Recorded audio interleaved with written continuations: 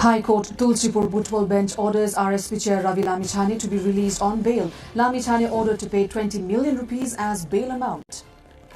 KP Oli re-elected as the chair of CPN-UML. 11th National Congress elects 19 member office bearers. Shankar Pokhrel elected as party's general secretary. Government decides to amend House of Representatives Election Act based on 2021 census data. Extends deadline for investigation commission. Nepal's Election Commission launches civic education resource booklet aimed to empower teachers to promote informed participation. Ukraine's president urges EU to release frozen Russian assets. Polish Prime Minister warns delay could fuel bloodshed as billions could support Ukraine's military and economy. And European champions PSG ends its glorious year on a high note. Defeat Flamengo to win FIFA Intercontinental Cup.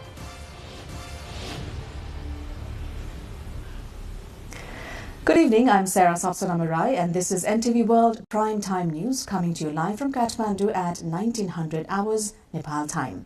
Across the globe, it's 1:15 p.m. in London, 10:15 p.m. in Tokyo and just after midnight in Sydney. Now the news in detail.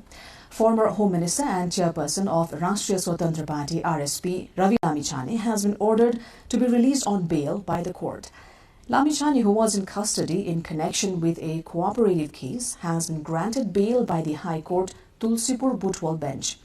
The order was issued during a hearing presided over by Justices Basudev Acharya and Tej Narayan Podal.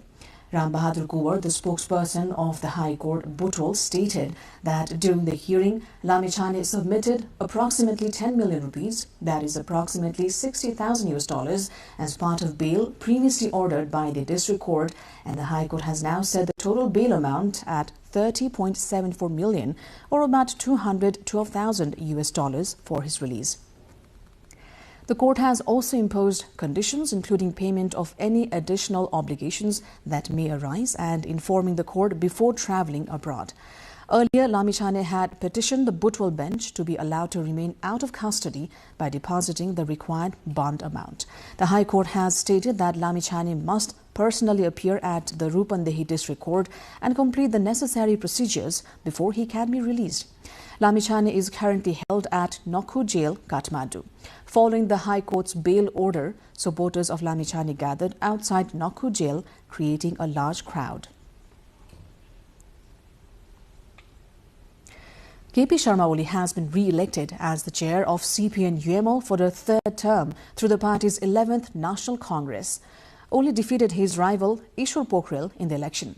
According to party's Central Election Commission, Oli secured 1,663 votes out of 2,227 votes that were cast, while Pokhrel received 564.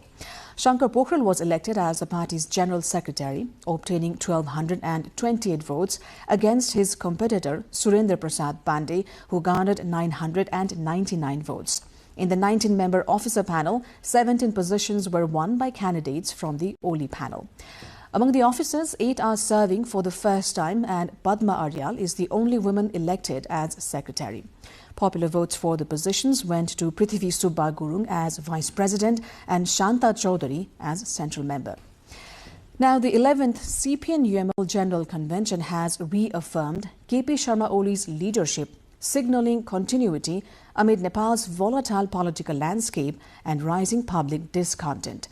As the party concludes convention and retains the previous largest leadership, the working mandate and reformation party brings internally is still in a wait and watch phase. Sabika Shrestha brings more.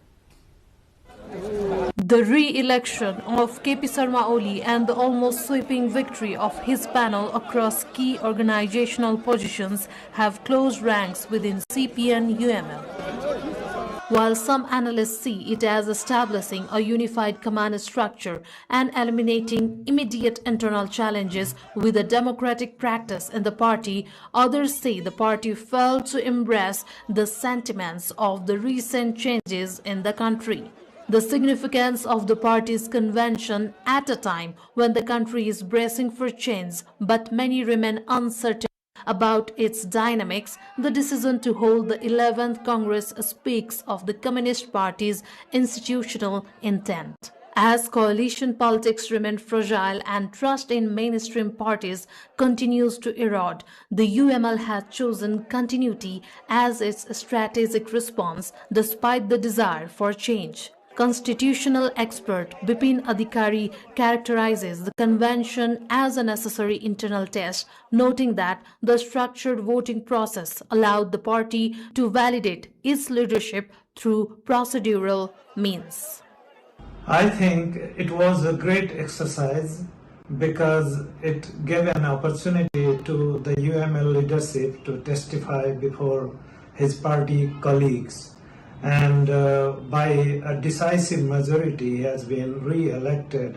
That only means that he has full support of his party rank and file, even though that might be taken variously by the rest of the public. Yet, internal legitimacy does not automatically translate into public confidence. Political analyst Pranav Kharil notes that the outcome of the UML convention may also send a ripple effect across Nepal's broader political spectrum. The political parties as a top-down structure, then there is little to no realization among the leadership, and that leadership and that realization runs deep down. Although in informal conversations, if you talk to the party cadres and supporters, they say the change is necessary. However, when it comes to voting and when it comes to actually changing the leadership, there doesn't seem to be much appetite for that among the party cadres, as shown by the UML General Convention. The convention, though, failed to translate the sentiments of the Gen Z and youth cadres, they are hopeful of a bigger stake in decision-making in the days to come. The true popularity of the party and its leadership will be tested in the national elections scheduled for March 5, where public sentiment and voter approval will determine UML's broader political standing. As the 11th National Convention of CPN-UML concludes, the majority of victory comes from KP Sharma Oli's panel, written expectation that now this mandate will bring change in working patterns as well as focus on reform nation building, keeping in line the sentiments of people. Reported by Sabika Shrestha for NTV World with camera person Samir Thapa. And moving on, the government of Nepal has extended the deadline for the investigation commission probing damages from the Gen Z movement on September 8 and 9 by 1 month. The decision taken at today's cabinet meeting aims to give the commission additional time to prepare a detailed report on the incident. We'll take a short break here. More news coming up.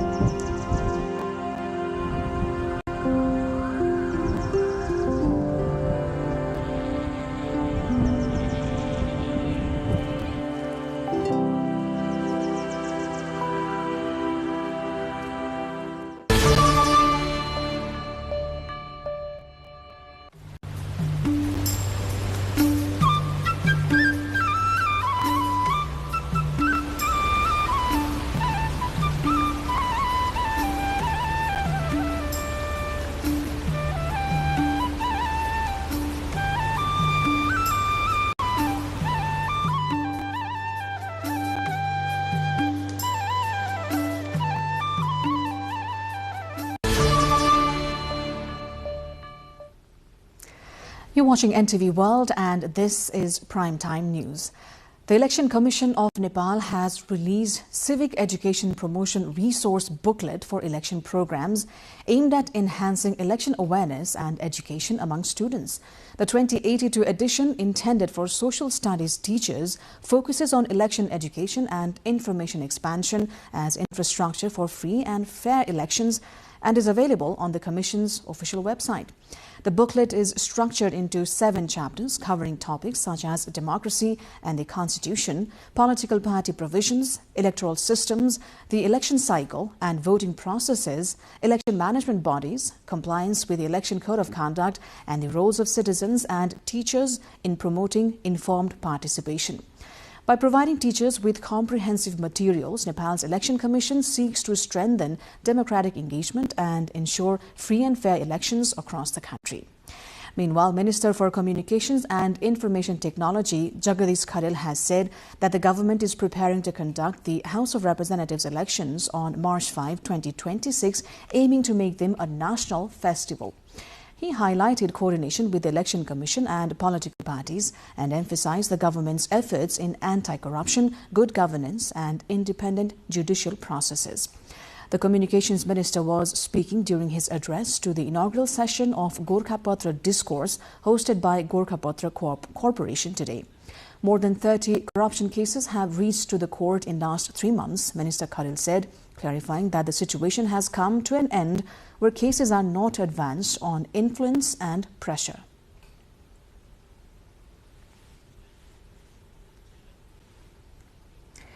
Bheri Hospital in Nepalganj, Nepal's far west, has introduced free sickle cell testing for newborns, marking the first time the service is available in the region. The initiative uses newly acquired advanced testing equipment and 4 newborns have already been screened in the first 2 days. The hospital also operates a 16-bed ward dedicated to sickle cell patients.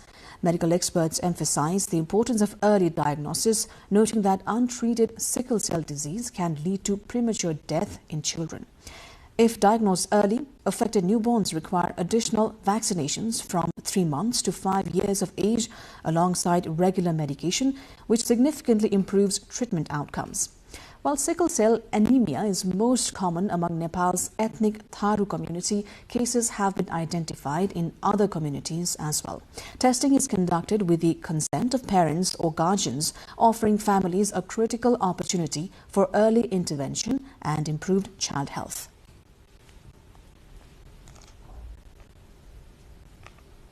Farmers in Nepal's far western district of Kanchanpur and Baglung, Nepal, are facing growing difficulties in vegetable and citrus farming. Once a profitable venture, vegetable cultivation is now threatened by unfair competition from Indian produce entering through open borders, reducing local farmers' incomes. Those who have turned to commercial farming are also struggling. Despite producing flavorful crops, their small size limits market value, and farmers report difficulties in securing fair prices and reliable market. The situation underscores the challenges rural farmers face in Nepal, navigating cross-border trade pressures and market limitations while trying to sustain their livelihoods.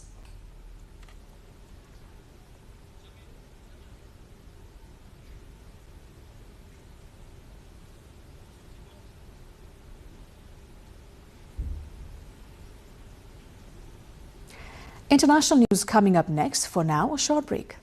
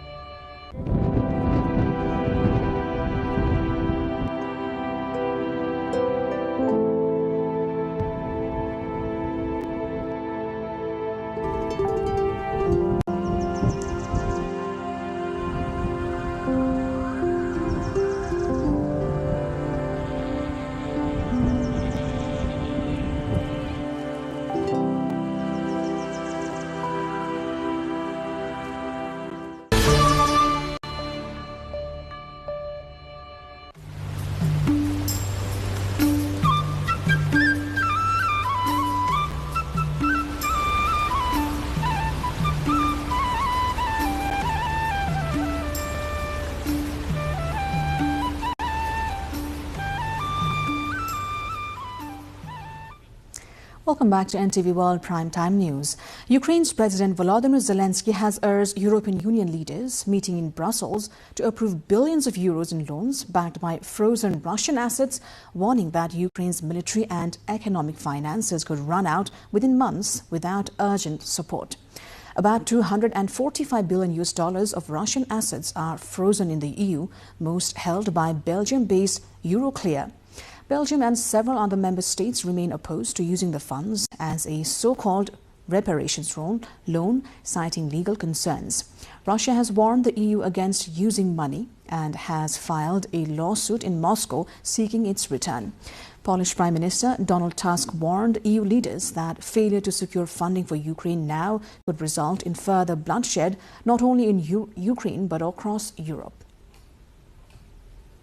The summit comes amid renewed diplomatic efforts. Tomorrow. And I am not talking about Ukraine only, I am talking about Europe. And this is our decision to make, and only ours. I think all European leaders have to finally rise to this occasion. The summit comes amid renewed diplomatic efforts to end the war, which began with Russia's full-scale invasion of Ukraine in February 2022. U.S. President Donald Trump has said a peace deal is closer than ever, with U.S. and Russian officials expected to hold talks this weekend. Zelensky said the frozen funds would be vital either to sustain Ukraine's army or to support post-war recovery. Now, New Delhi, India's capital, is experiencing severe smog as winter air traps pollutants near the ground. The hazardous mix includes emissions from crop burning factories and heavy traffic, worsening air quality across the city. Residents face health risks, including respiratory problems, as visibility drops and pollution levels rise. Authorities have urged people to limit outdoor activities and take precautions against the smog. The situation highlights the recurring challenge of air pollution in northern India during the winter months. A memorial was held at Bondi Beach, Australia, to honour the victims of Sunday's deadly attack. 15 people were killed when gunmen opened fire on a Jewish gathering celebrating the first day of Hanukkah. Attendees sang songs and offered prayers to remember those who lost their lives. A rabbi addressing the crowd vowed that steps would be taken to ensure such violence does not happen again.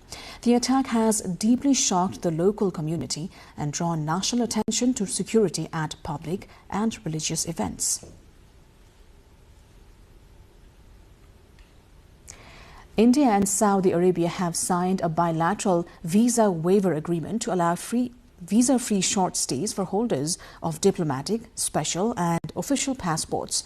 The agreement was signed by Indian ambassadors to Saudi Arabia, Suhail Azaz Khan, and Abdul Mazid bin Rashid Al Smari, Saudi Arabia's Deputy Minister for Protocol Affairs.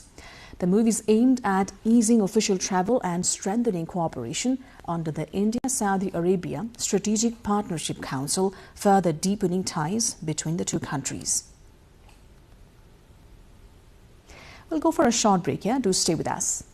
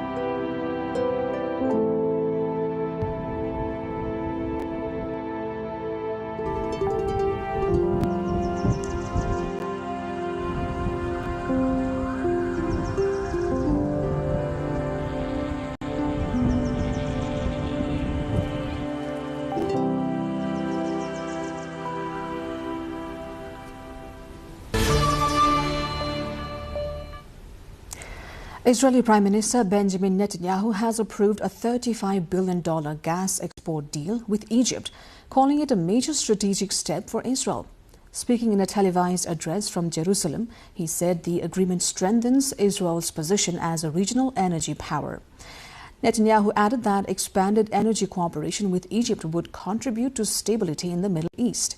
The deal involves exporting Israeli natural gas to Egypt, which plays a key role in processing and re-exporting energy to other markets.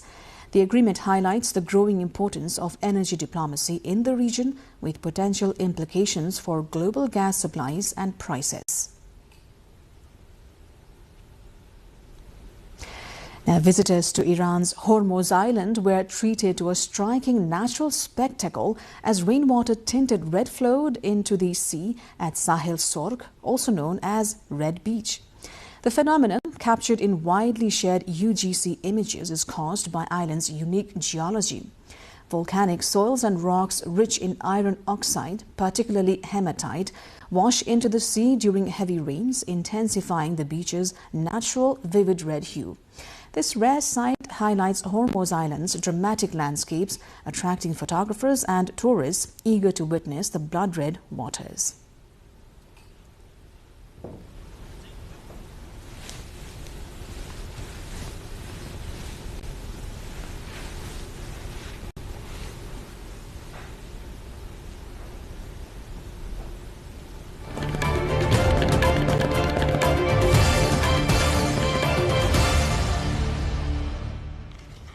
Time now for sports update.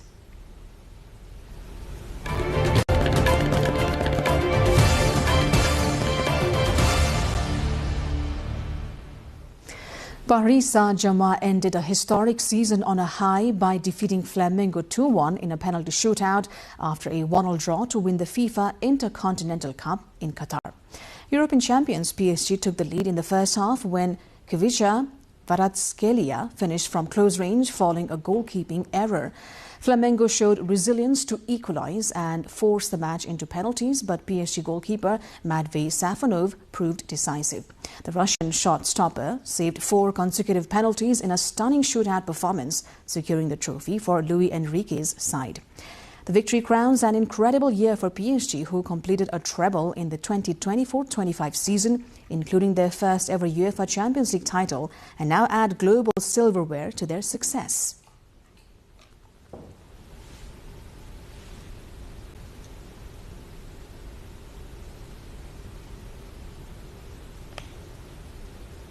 FIFA has introduced a small number of more affordable $60 ticket for all 104 matches at the 2026 World Cup, following criticism of its pricing structure for the tournament.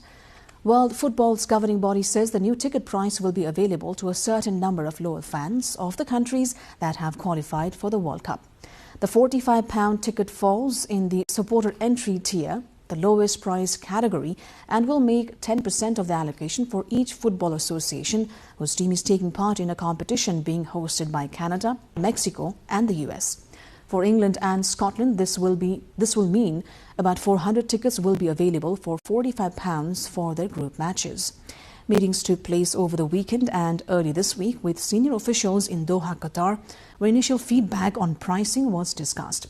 Having raised fans' concerns over the cost of tickets with FIFA's hierarchy before the meeting in Doha, English Football Association insiders privately see the announcement as a step in the right direction.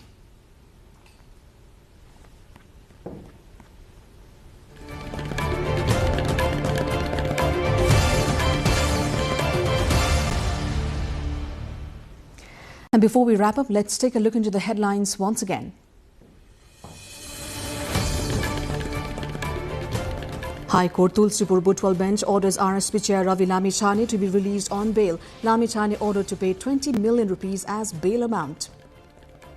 KP Oli re-elected as the chair of CPN UML 11th National Congress elects 19-member office bureaus. Shankar Pokhrel elected as the party's general secretary. Government decides to amend the House of Representatives Election Act based on 2021 census data, extends deadline for the investigation commission probing damages from Gen Z movement. Nepal's Election Commission launches civic education resource booklet aimed to empower teachers to promote informed participation. Ukraine's Zelensky and audible to the global audience. Welcome on board.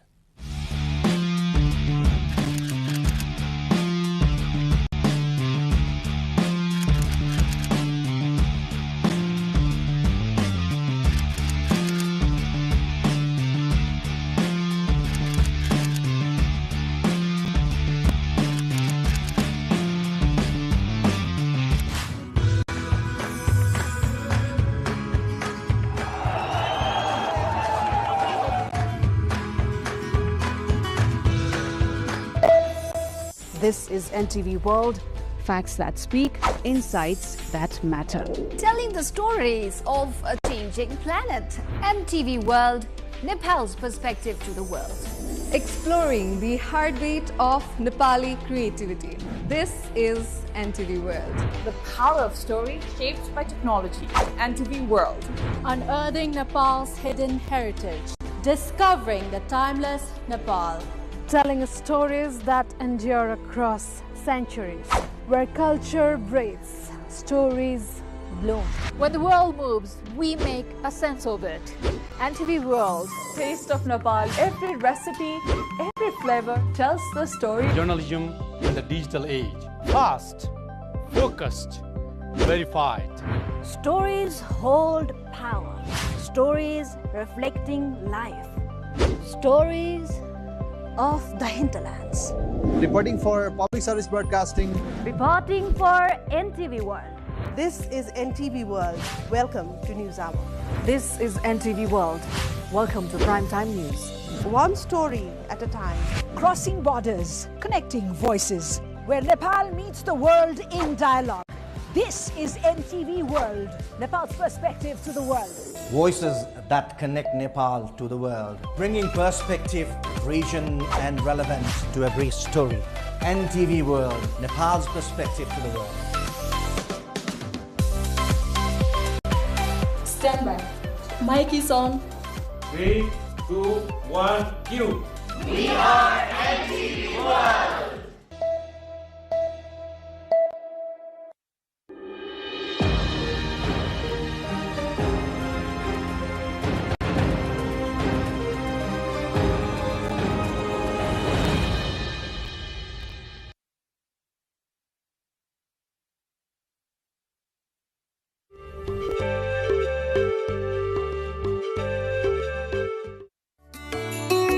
Human beings have made drastic progress in the sector of handicrafts with the development of civilization from the Stone Age until the 21st century. These include and are not limited to works of art, sculptures, wood and metal crafts. These handicrafts have also found religious, historic, cultural and archaeological acceptance and significance. Religious texts have identified the attraction of human settlements in the mountainous region of Nepal, which has always remained an independent sovereign nation. Ramapithecus human remains found in Butwal of West Nepal clarifies that human settlement had begun in Nepal more than 10 million years ago. We find historic references of works of handicrafts made by those living in this region.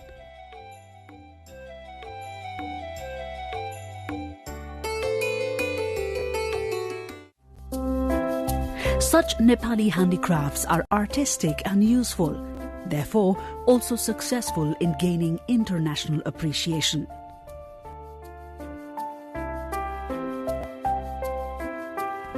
Instead of the modern handicrafts, Nepal is well introduced in the international community by its traditional and historic works of art and craft. Millions of tourists who visit Nepal every year observe, study and relish the traditional handicrafts available at religious shrines. The high-quality woods brought from local forests are seasoned before being carved. Nepali woodcrafts are not only popular inside the country, but also have a demand abroad and therefore are exported.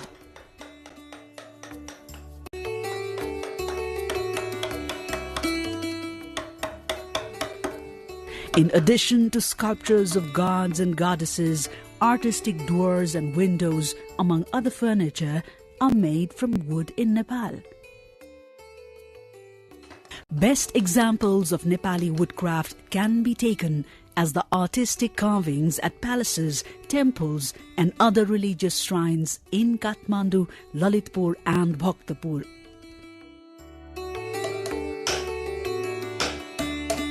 The 6th century woodcraft present at Rudravarna Mahavihar in Okubahal of Lalitpur is considered the oldest.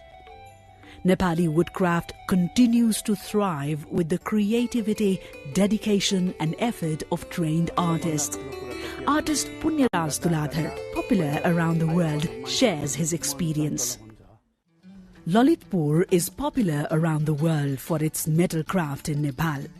Works of metal craft produced here had a great demand in countries including Bhutan, Japan, China and European nations.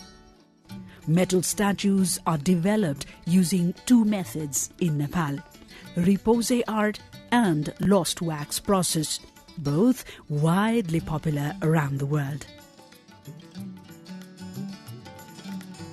Repose art is a metalworking technique in which a malleable metal, silver, copper and brass among others, is shaped by hammering from the reverse side to create a design in low relief. Small sheets of metal are cut based on required measurement to form different organs of statues before being welded together. Designs and patterns are then carved into the structure. Gold is plated in some works such as metalcraft as well. Such metal sheets are also used in the roof of temples and other religious shrines.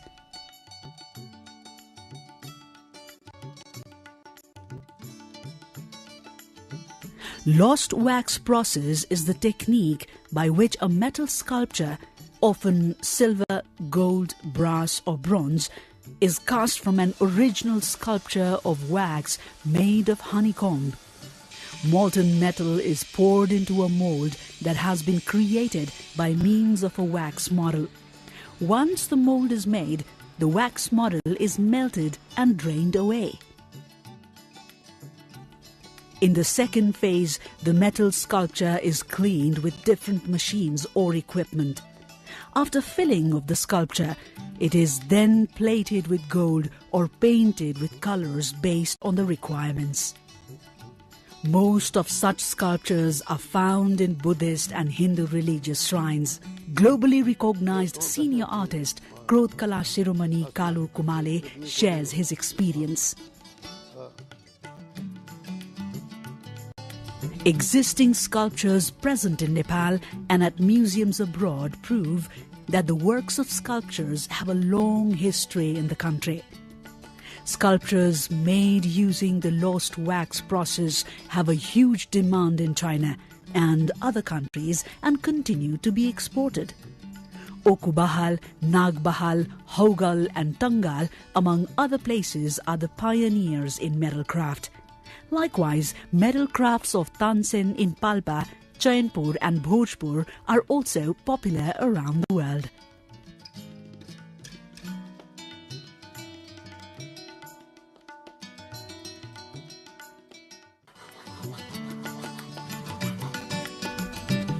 Silver filigree art of Nepal is internationally recognized. The genre, which began during the Lichavi era and grew in the Malla era, is considered quality work of art of Nepal. Attractive shapes are made from metals including silver, and precious stones are then used to create artistic objects. It is believed that works of filigree art were the first ones to be purchased by tourists. Artists speak of a huge demand of quality Nepali filigree art in the international market. Senior artist Dilliraj Shakya shares his experience. Stone art is taken as a significant category of handicrafts.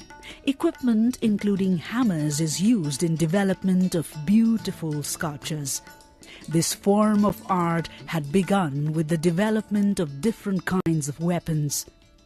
They are strong and durable and therefore remain intact.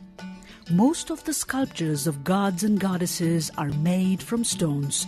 Likewise, sculptures of animals, stone taps, temples, religious symbols and goods used in daily lives are also made from stone.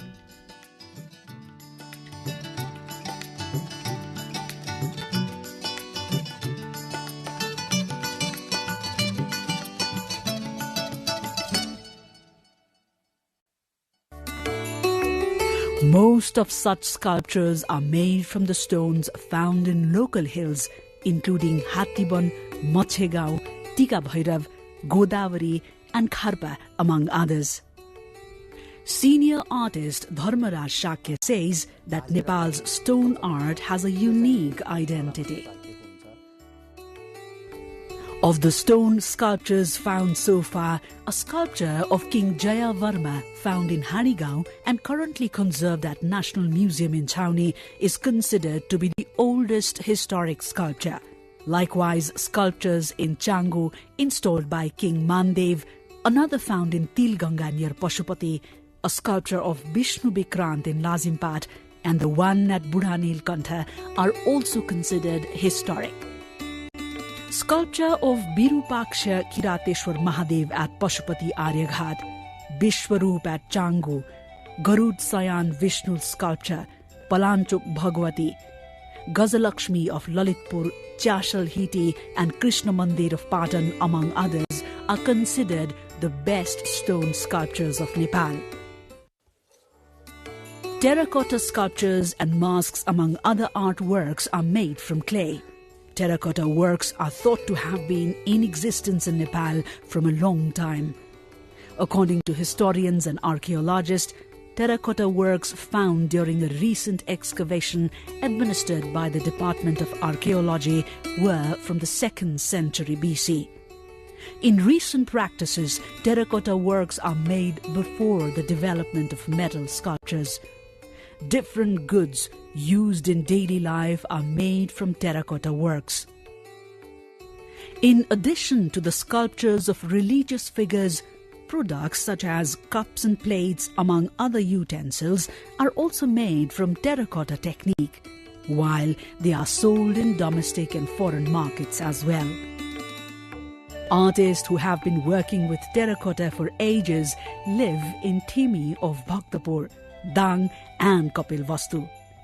Popular artist Gopal Kalapremi says the creativity and dedication of Nepali artists has been uplifting terracotta works in and outside of Nepal.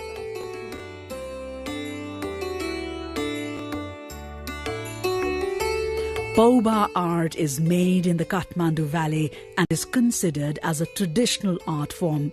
This form of art is known as Thanga in Tibet. In Tibetan language, documentation and archives of gods and goddesses is called Thanku or Thanga. In this form of art, color from natural minerals is used to paint the pictures of religious figures on cloth. The large figure of main god and goddesses is placed at the center, while remaining gods and goddesses are placed in relatively smaller figures at the other parts. The background of this form of art includes different kinds of flowers, clouds, trees, and birds and animals. An artwork of Ratnasambhav Buddha conserved at the County Museum in Los Angeles of the United States of America is considered to be the oldest Paubha art, which was developed in the 13th century. The Amitabha Buddha art of the 13th century, also at the County Museum alongside Vishnu Mandala of 1420, and the 19th century's Sahas Bhujalokeshwar saved at the National Museum in Chhaoni, are considered to be Nepal's best Paubha artworks. The demand of Paubha artworks is increasing in Nepal and the foreign market.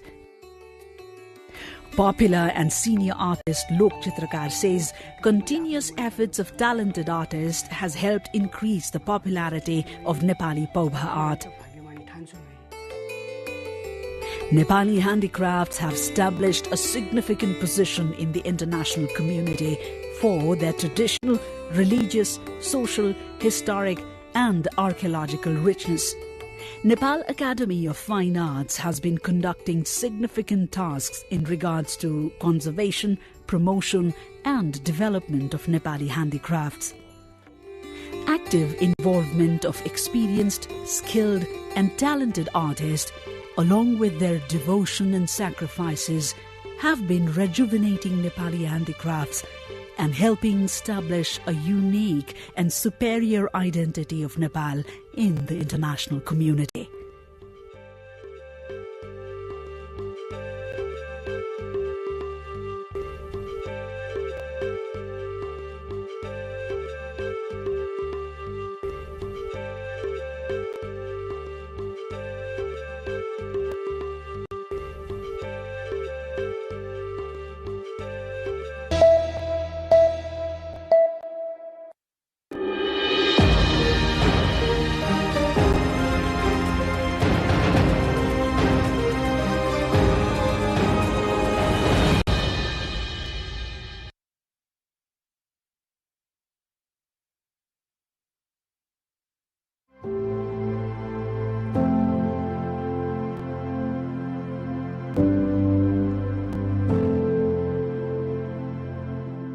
People and wildlife of the Everest region are facing profound challenges due to the melting glaciers, erratic weather patterns, altered rainfall cycles, and escalating temperatures. Shrinking glaciers are the growing expanse of glacial lakes in the Himalayas, heightening the threat of sudden and catastrophic disasters.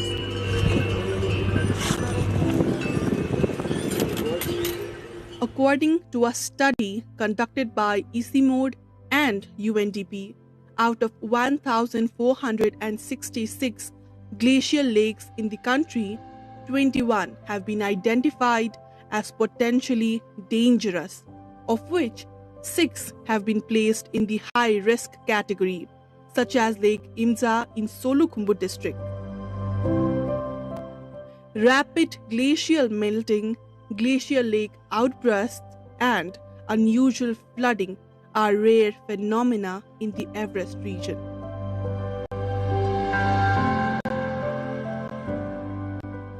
A team of science journalists from Nepal, India, Bhutan, and Bangladesh undertook a 12-day journey from Kathmandu to Everest Base Camp to report on the impact of climate change on the base camp and its surroundings. It is a unique and once-in-a-lifetime experience for the journalists. Flights in the mountainous regions are naturally difficult and can be intimidating. Even so, the participants of Himalayan Climate Bootcamp 2024 are excited to experience this unique once-in-a-lifetime journey. We are excited. Yes. Yes. Very excited. Now excited.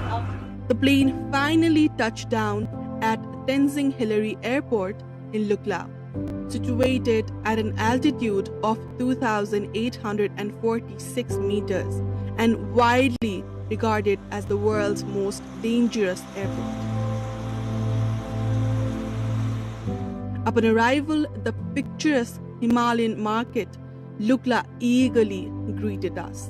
Located in Khumbu Pasanglamu rural municipality, Lukla served as a key starting point for the Everest Base Camp trek. The Sherpa community, prominent in the Everest region, includes individuals who hold world record in Everest climbing. The goal of the Bootcamp 2024 was to produce a report on the impact of climate change, covering a journey from Lukla to Everest Base Camp, located at an altitude of 5,364 meters. A group of 19 comprising science journalists, mentors, and 6 Sherpas assistants have begun the trek along the trail. As a group, people pass through Himalayan villages. They engage with locals, government officials, Nepal Army, guides, porters, and tourists, gathering fresh insight about the Everest region. It was a really good experience. It was really cold, but not that hard. On the first day of the boot camp, we overcame every obstacle to reach Monjo at 2,835 meters in the Dukkosi Valley. We passed through Phakding, which is at 2,610 meters. After walking for more than 6 hours from Lukla, the team members were exhausted.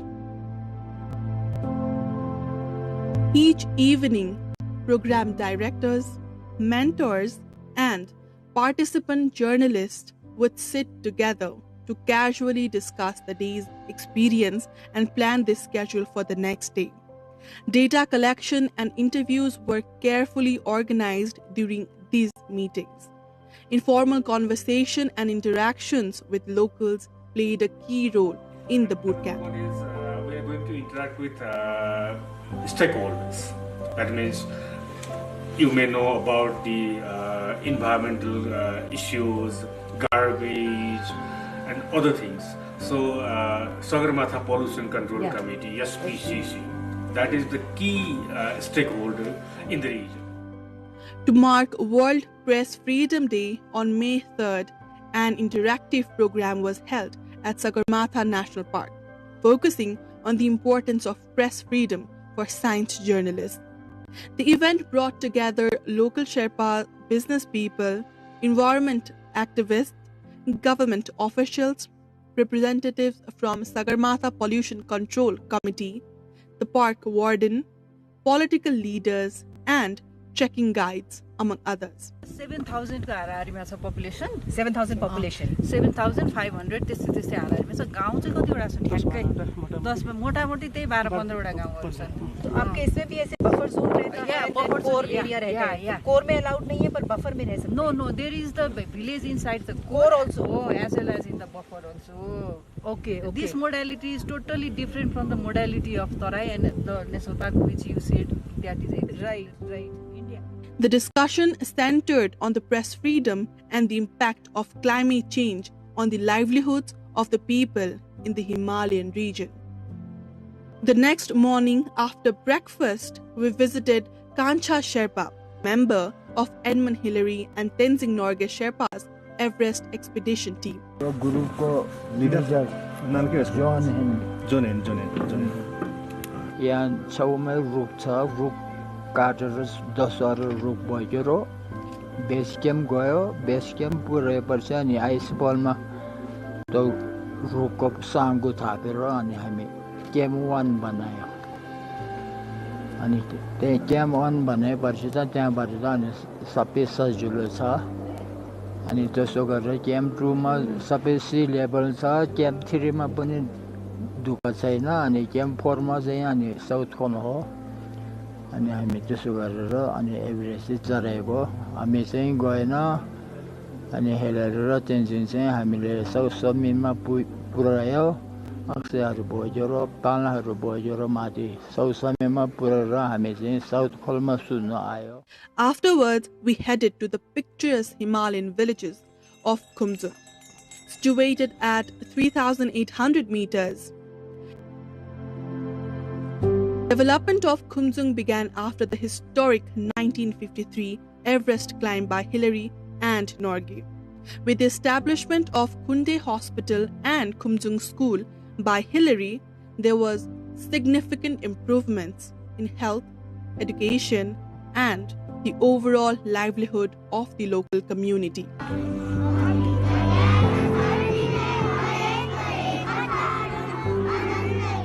The team walked along steep trails, greeted by blooming rhododendrons, and reached Tengbote at 3,867 meters on the 4th day, where they spent the night. On the 5th day, they continued their journey, noticing changes in the Himalayas as the snow-covered peaks were now turning black.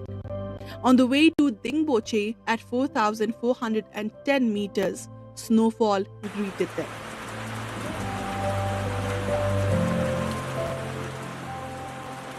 To acclimatize to the altitude, the team stay in Dingboche on the 6th day. On the 7th day, they moved on to Lobuche, crossing the steep Thukpa Pass.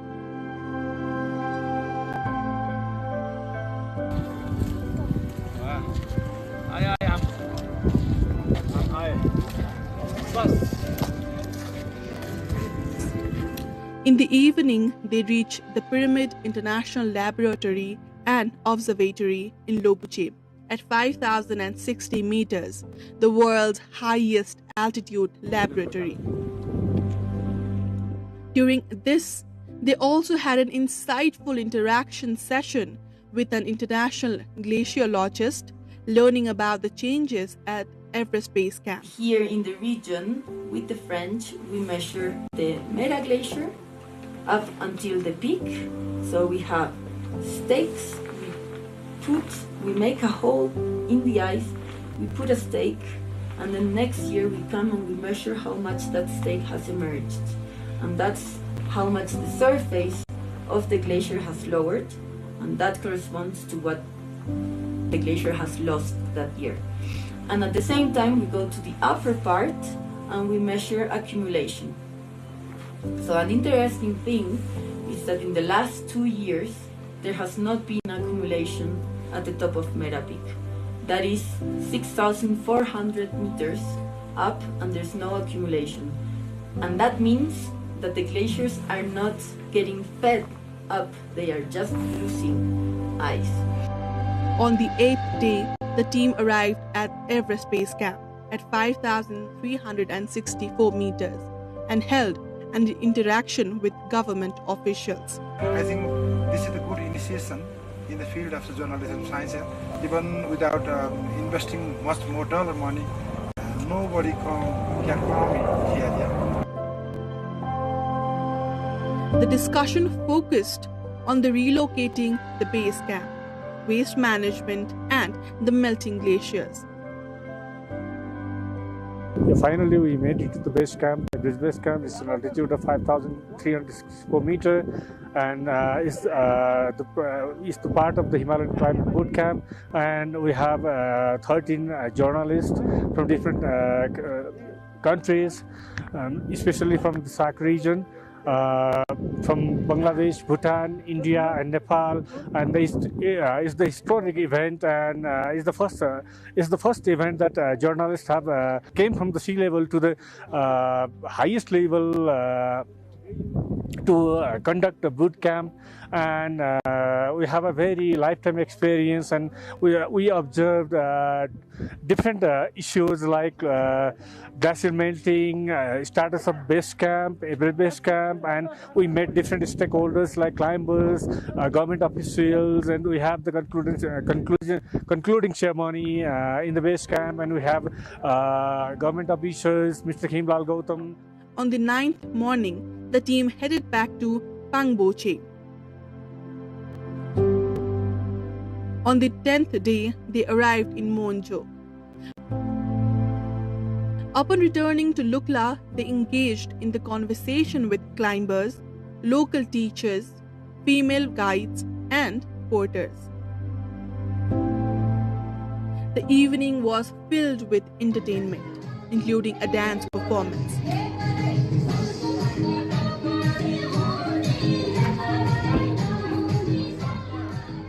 Finally, on the 12th day, the team returned to Kathmandu. A sharing session was held on the 13th day. The boot camp was a success, with participants sharing dozens of stories.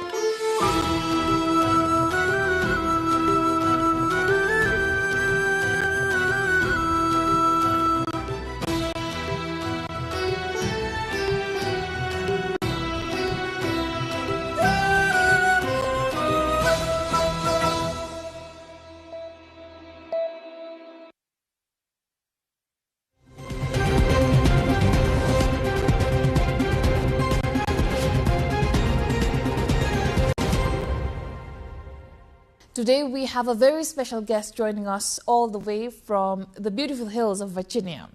Tara Linhart, an award-winning musician who is known for blending Appalachian bluegrass with Nepali folk sounds. Tara has performed on some of the biggest stages in the US and has a deep connection with Nepal's music and art. And joining her is Prince Nepali, a talented sarangi player, music educator, and a generational musician continuing his family's rich musical legacy. Please welcome Tara Linhart and Prince Nepali.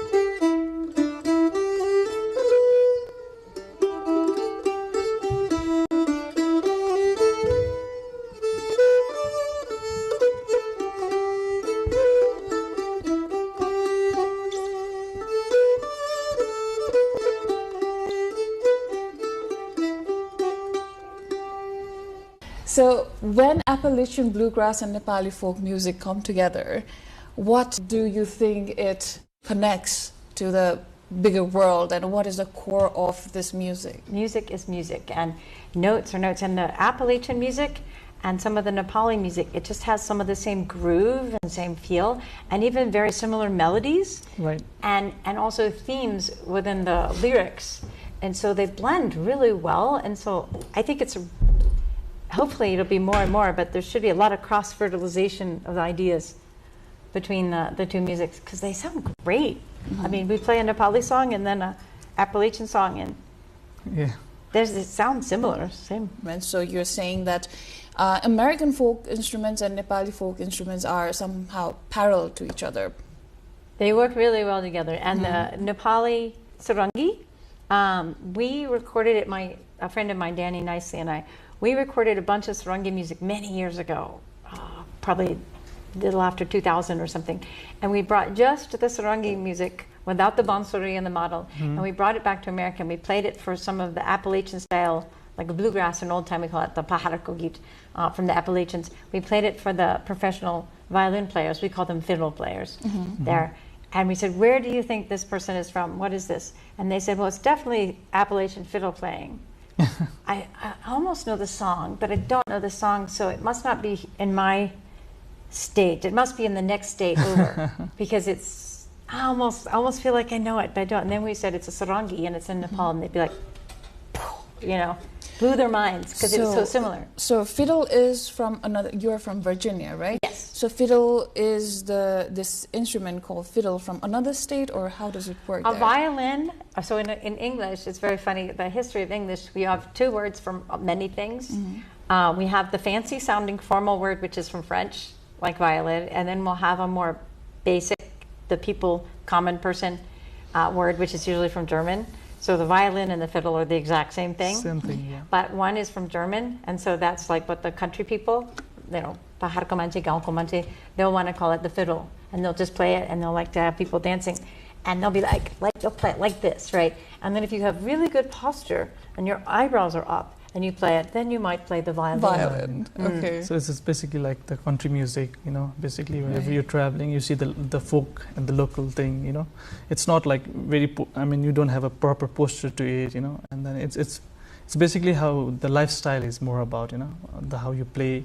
The music is more about the lifestyle that you and find for fun, people. And also for fun, mostly for the community music and everything. You know, like we gather up, play. If you see, like I spent a lot of time in some of the Gandharva villages, and when there's no audience and they're just them, they're playing because they want to play and they enjoy the music, and their kids are dancing and their kids are learning to play, growing up from a young age.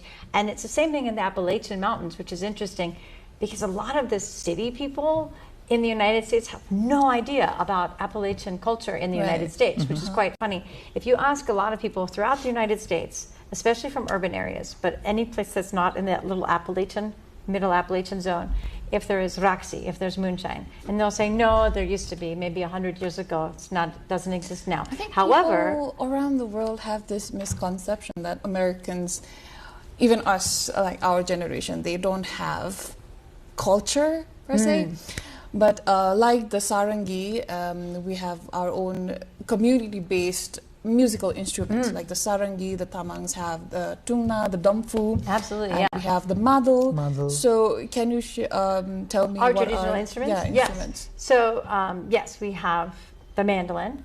And each of these, because the United States is such an immigrant place, a lot of them were brought over. So mandolins were brought over, I think, by the Italians initially, because the Italians were very well known for making them. I think the guitar came from the Spanish coming over. Right. The banjo came from Africa and was modified in the United States. This was also, the Italian mandolins had a big round back on them. But then the Americans, Orville Gibson actually figured out you could make it just concave like a violin or fiddle.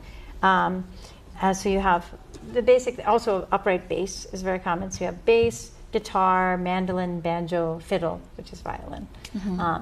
But yeah, so that, and people will just play on their porch the exact same way that like a Gandharva community would just play on their porch. They finished doing the farming, they play music for fun, and now of course with the evolution of post-industrialization, people are specializing. Prince, what about the sarangi? Sarangi is actually mostly played by the people here called Gandharva. So Gandharva mostly came from the west actually, western part of Nepal mostly, and now they're all over Nepal actually, and I think Tara is actually has done a lot more work on Gandharva as well. So she's been like taking some documentaries from back then, you know, and yeah, I think the Gandharva people. So the king, like every ethnic group, had their own jobs to do. Right. So Gandharva people were given the musical thing where they used sarangi and their vocal. So back in the days when there was no means of communications like televisions and radios, so Gandharva people, they used to go around the village, you know, give the message to the people. So basically by storytelling or singing the song, you know. Bringing the news. Bringing the news, actually, and going from village to village. Talking about me, I'm the fourth generation in my family to play this instrument. So everybody in my family is like, we come from a Gandharva family, and everybody in my family played like sarangi or madal or somebody singing, you know. That's amazing part of it actually. So Prince, how did you start playing the sarangi? Sarangi, was always at home, basically. So, so I used to see like my father, and he's been playing music all his life. Grandfather as well. So yes. So yeah, Mangar Kansa Nepali is my great grandfather, and Ramsaran Nepali is actually a very big singer. I mean, he traveled a lot. Nepali is a pioneer sarangi player of Nepal. Yeah, he was a singer and a sarangi player. He traveled along with sarangi in many parts of the world. So yeah, and he kind of like introduced like the metal string for sarangi, and sarangi itself as a lead instrument, you know. So back in the days, the instrument used to be only like accompanying the vocal, you know. They used to play, but just the melodies that they used to sing, you know. And nowadays it has been used as a leading instrument where you kind of like do solos and many things, you know. And they have like different styles of playing, like many musicians in Pokhara or some, they have like different style of playing. And also in the eastern part of Nepal, there are lots of people who have like a different style of playing. And yeah, when I was very young, like I used to see my father playing all the time he had like lots of different bands, and then he used to play in this band called Trikal, Sukarma, you know, and also was like traveling along with the instrument in many parts of the world.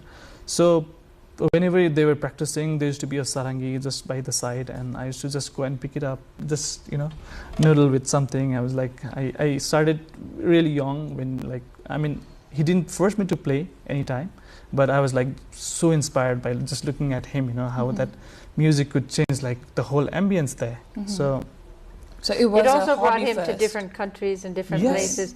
And one story that I know that his father had told me was that he was playing a concert in France, and so he asked, you know, everyone's like, you'll have to see the Louvre, the big museum there. And he said, I wonder if there's any Nepali music in here, can we find out? And they went and they looked, and it was his grandfather. had been recorded as a child, and it was in the Louvre Museum, which is pretty. Yeah, I listened to that music, and it was so amazing. That's what I'm like. What Tara told before was like the connection of like the style of playing. You know, in like most of the part of the world, when you listen to fiddle and sarangi, it sounds so close. You know, you cannot like recognize it's from Nepal or like from the US. You know, it just gets connected to you. I mean, in different forms. So. Yeah, and I started like when I was 7, just playing, you know, a few songs and just imitating my father, you know, how he used to play. And then it became your passion. And yeah, it became part of my life. And your brother also is a musician? Yes, my brother, he's a singer actually. He does play like a Nepali rhythm, like Madhul Dhime. But he's a very good singer. It's called Prijal Nepali.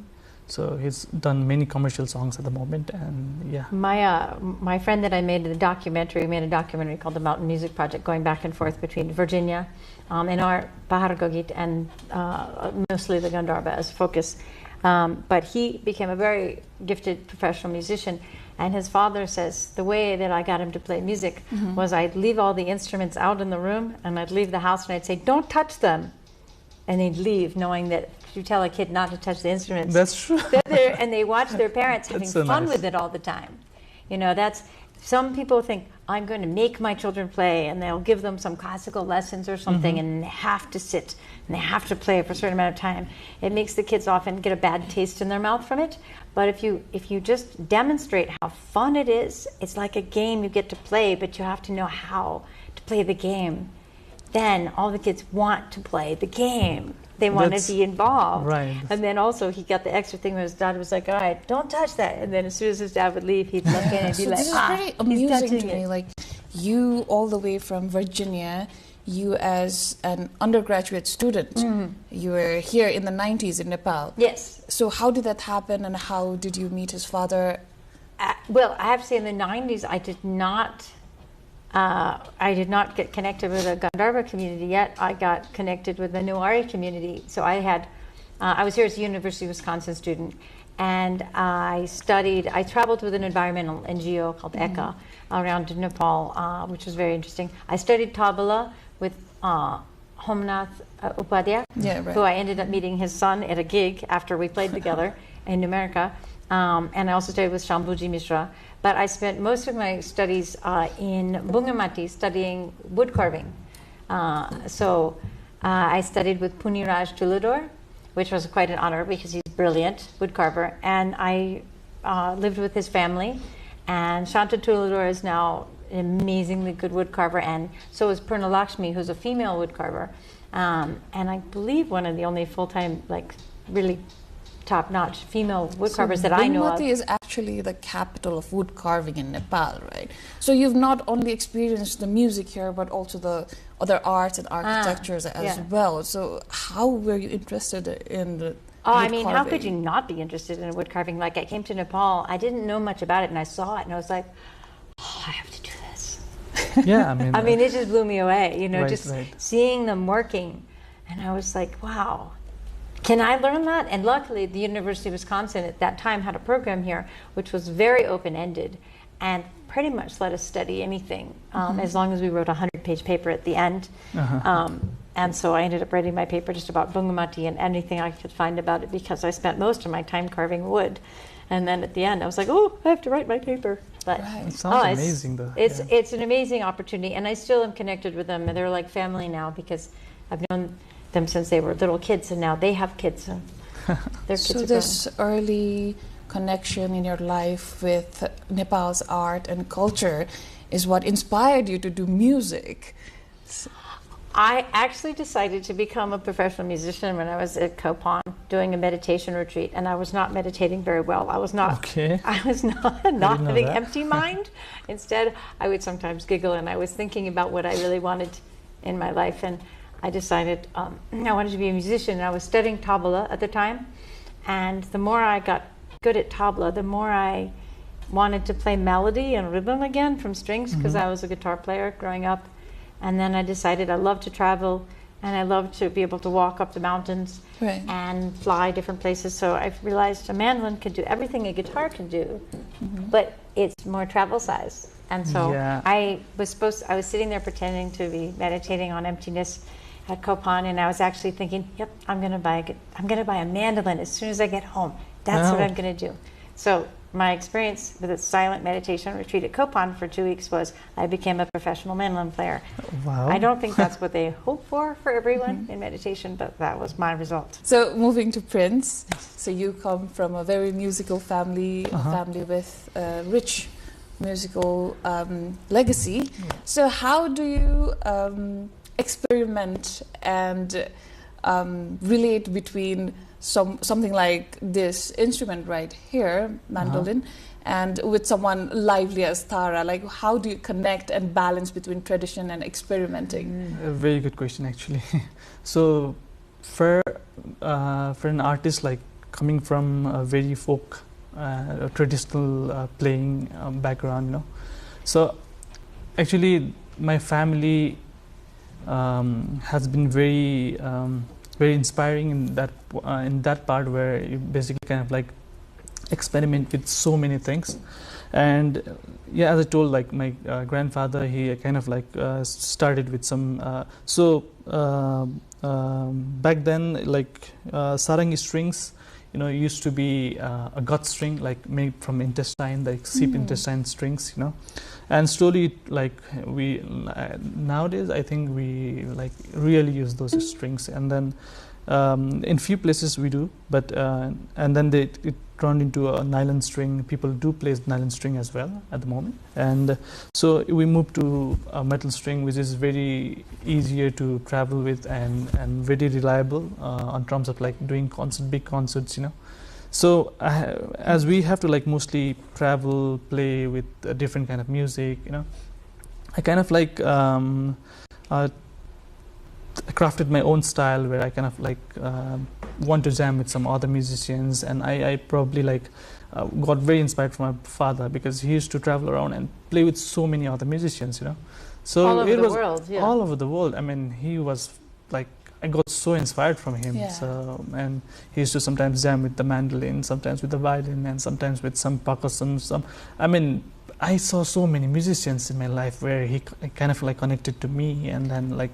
And I think his family, all the members of his family have pioneered some of the new technology, and now it's taking off about, you know, putting a pickup on an instrument, playing it with a standing up stand, playing with a strap, playing, and the same thing with our traditional music in Appalachian, bluegrass and old-time music.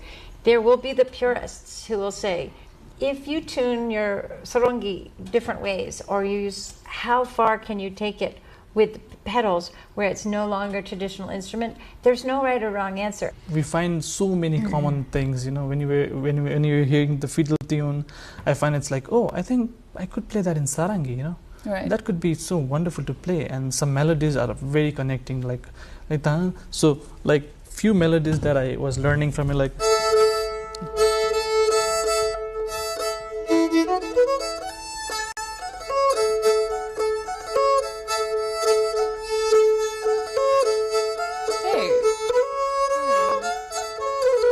Doesn't, I mean, sound like Nepali song? It sounds so, yeah. American folk music, yeah, right? Yeah, you can do like this American song, so you kind of feel like it's a Nepali song as well. Right. You know, you have like very common thing that you can like hear, you know, from the sounds of like. So I probably find it like you have like so many wonderful melodies that you can hear like and connect together, you know. You both are musical educators as well.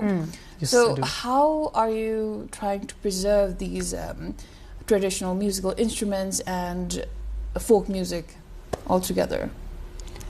Well, I just love to teach. I love to inspire. So I will, often people will come to me and they may even say, I want to learn rock and roll, I want to learn, and I'll say, great, we'll get to that. But first, let's try some Irish tunes and some bluegrass tunes and maybe a Nepali tune.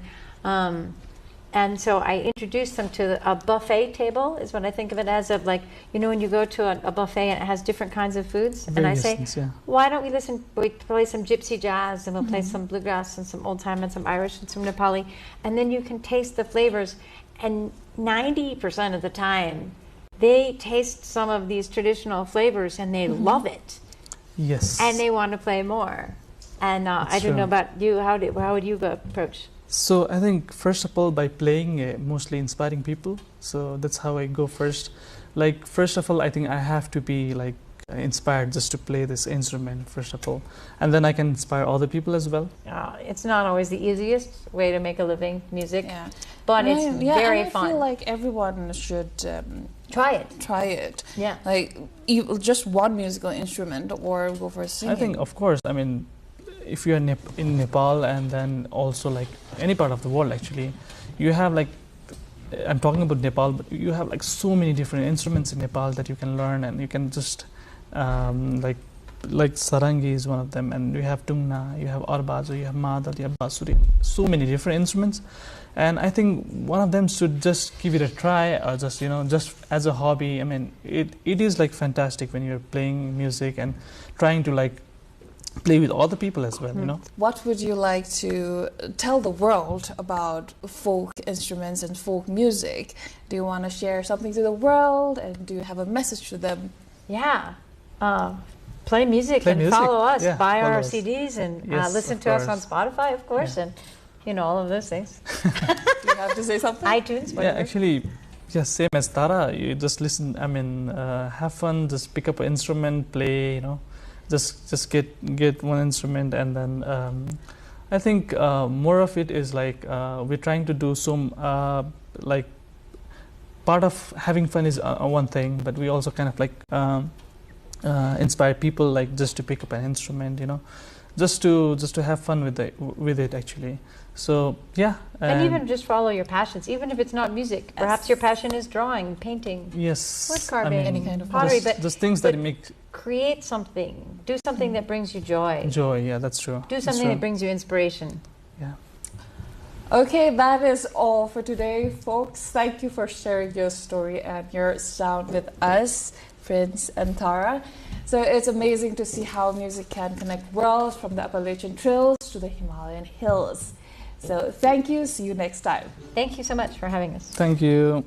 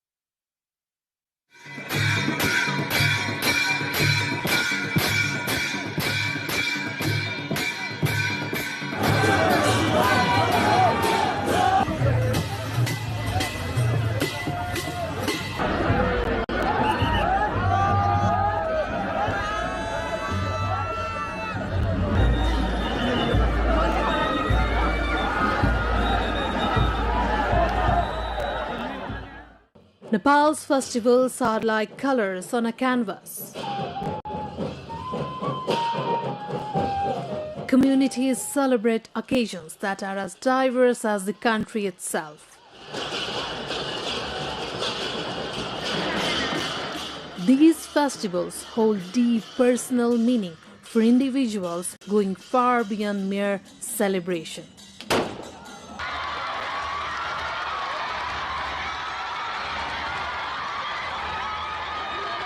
They are not just events. They are emotional, cultural, and spiritual lifelines that nurture identity, community, and inner happiness.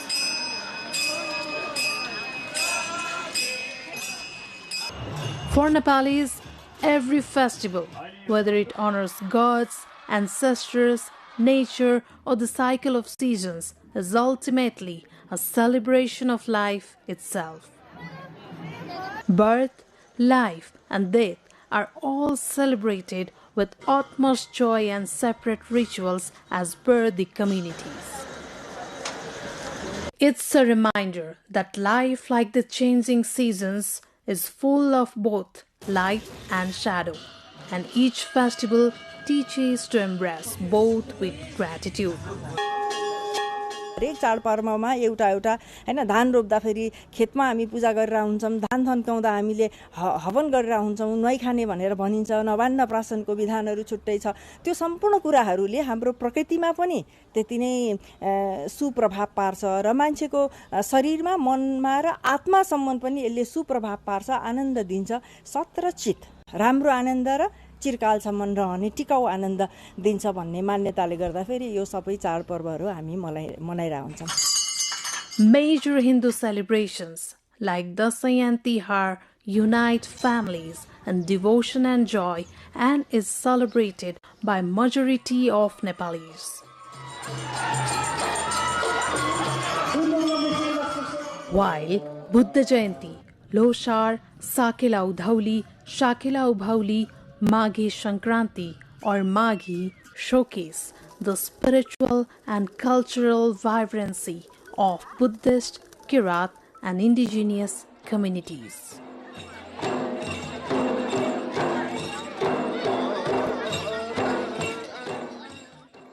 Festivals such as Indrazatra, Gaizatra and Yomari Punhi blend history with celebration.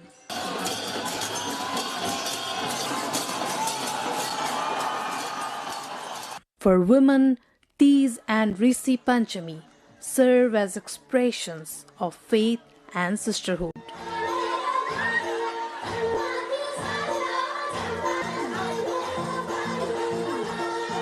And in the Tarai, Chhat embodies purity, discipline and devotion to the sun and nature.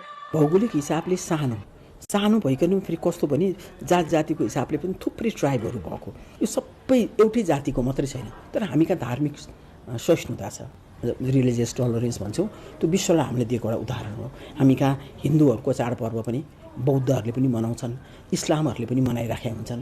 नितान्त हिन्दूहरूको जस्तो लक्ष्मी पूजाको कुरा गर्यो, दशैंकी कुरा गर्यो, यहाँ राष्ट्र प्रमुखहरू भएको बेलामा हिन्दूहरू बाहेक अन्य धर्मावलम्बीहरू पनि टीका थाप्नलाई हामी कहाँ आशीर्वाद लिने चलन छ, त्यो लिनलाई गइराखेका हुन्छन्। Festivals here reflect its rich cultural diversity and deep sense of community. Shared laughter, music and rituals foster emotional healing and strengthen social bonds.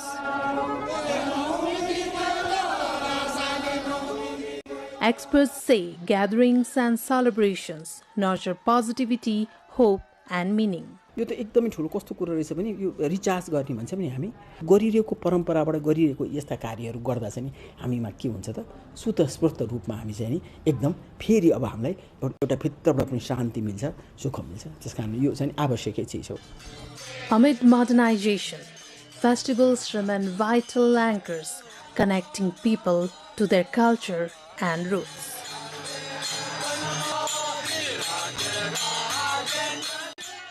The togetherness of families, the glow of butter lamps in monasteries during Loshar, and the rhythm of dhime drums in Nevari processions all tell the same story.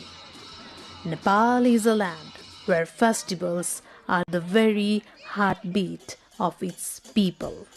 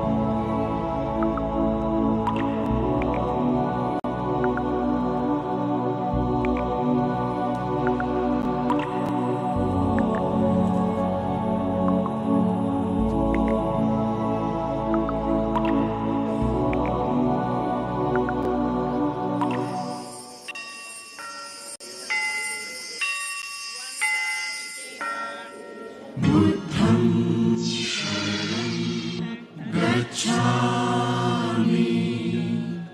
dharmam sharanam gacchami,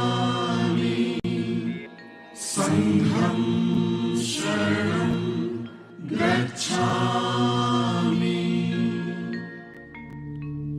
The number of devotees collectively chanting, admiring and understanding these holy chants has reached 2 billion all across the world now. This implies that the population following Buddhism is increasing by the day. Buddhism rests upon the principle that one must be empathetic, kind, and exonerate towards all living beings.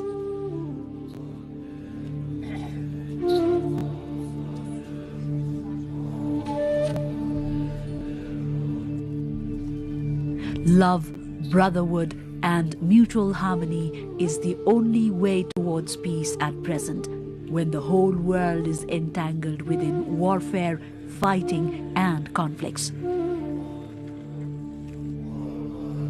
Anyone seeking for peace can find it within themselves on internalizing the words and messages of Gautama Buddha.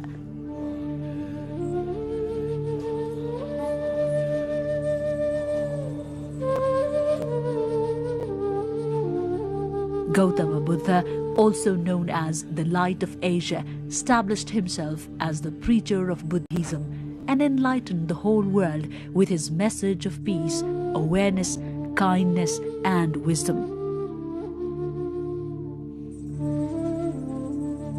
Buddha sacrificed his whole life urging for the need of truth, justice, and altruistic feeling within mankind.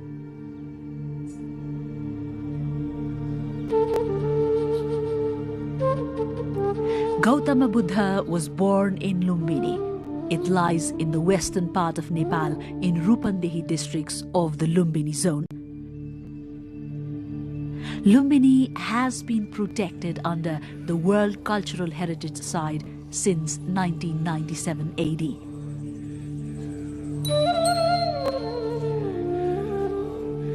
In the year 1896, the then senior officer of Palpa, Kharga Shamsher, and German expert Dr. A. Fuharer jointly carried out the work of archaeological excavation and investigation of Lumbini. After some period, archaeologists located the commemorative Ashok pillar erected by King Ashok of India during ancient period. With such facts coming in front, Lumbini caught attention of the people all around the world. Among the most significant heritages of Lumbini are Ashok Pillar and Mayadevi Temple. It is believed that Mayadevi gave birth to Siddhartha Gautam in 623 BC at the very spot where the temple is located at present. The then Mayadevi temple, however, remains only in the pictures and in imaginations. Renovation and repair works have already changed the original structure of the temple. Nevertheless, with the new structure, this temple has embraced a divine outlook in it. Not only the temple, but the whole Lumbini region is in the process of planned reconstruction and development. The visit of the then General Secretary of the United Nations Organization, U Thant, in the year 1967 brought together the notion of Lumbini Area Development Project. Under a master plan of the Japanese archaeologist Professor Kenzo Tange, the project was initiated in the year 1978. Lumbini Area Development Project Master Plan spreads in the area of 3 miles. Major attraction of this project is the Mayadevi temple premises.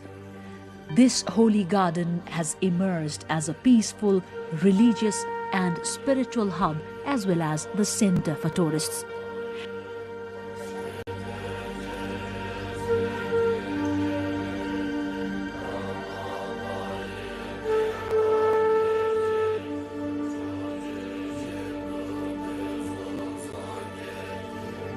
This garden, located in the southern part of the temple, has assimilated a number of objects of archaeological and historical importance. The whole area appears magnificent, with a calm lake and beautiful parks.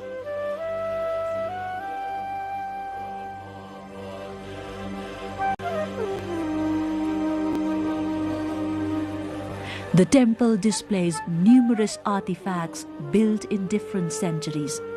These works shed light upon the historical importance of the temple. It is assumed that works of repair and renovation were carried out time and again since the reign of the Maurya dynasty till 8th century BC. The outer wall of the temple spreads 26 meters in the east-west and 21 meters in the north-south direction. During its excavation, 5 rooms in the east-west and 3 rooms in north-south direction were discovered. 3 of these rooms are square and the remaining 5 are rectangular in shape. There is an ancient Mayadevi idol showing the birth of Lord Buddha inside the temple.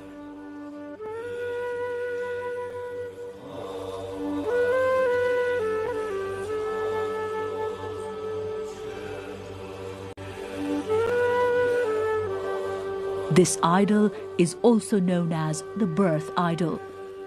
The remains inside the temple date back from 5th century BC to the 7th century BC.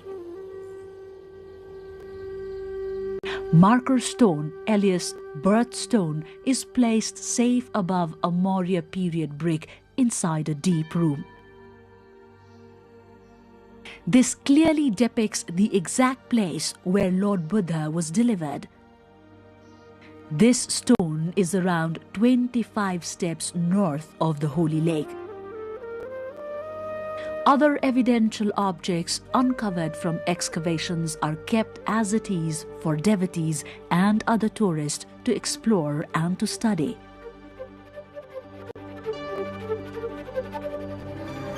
Ashoka pillar near to Mayadevi temple is believed to have been erected by King Ashoka in 249 BC during the 21st year of his enthronement. The Utkirna stone inscription engraved in this pillar in Brahmi script is a historical proof that Lord Gautama Buddha was born here. This is the most reliable historical and archaeological archive to learn about the birthplace of Lord Buddha as well as to explore Lumbini itself. A 5-stanza writing of 90 words written in Brahmi script, the first script that Buddha learned, is engraved in this pillar. Archaeologist Dr. A. Fuhara verified the writing in 1896 AD. This script attests huge and significant information about Lumbini. In the northern side of the Ashoka pillar lies Puskarini, or the holy pond. Legends say Mayadevi took the holy dip prior to the birth of Lord Buddha in this pond, and that baby Buddha too had his first bath. Architectural fragments of different size and shape collected from various excavations are protected in the southeast, northeast and western direction of the Mayadevi temple.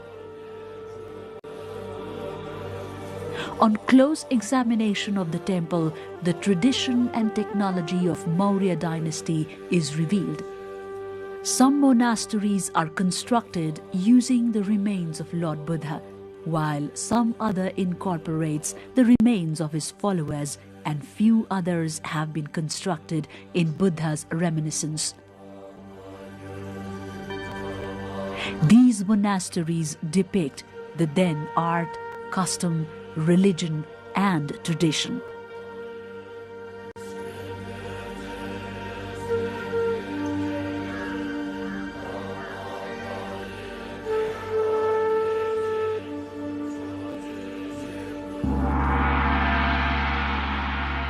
In the northern side of the Holy Garden, towards the center, lies the eternal peace flame, the peace bell, and a 3-kilometer long and 16-meter wide canal.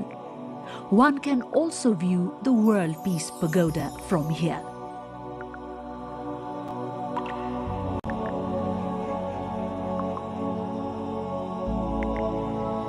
The canal divides the whole area into 2 sections.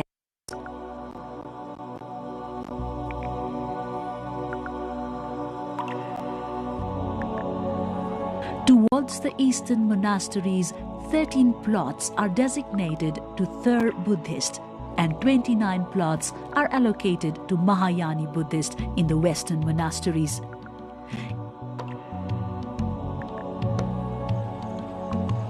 In eastern region, various countries and Thur Buddhist organizations have constructed a number of monasteries following their native architectural texture.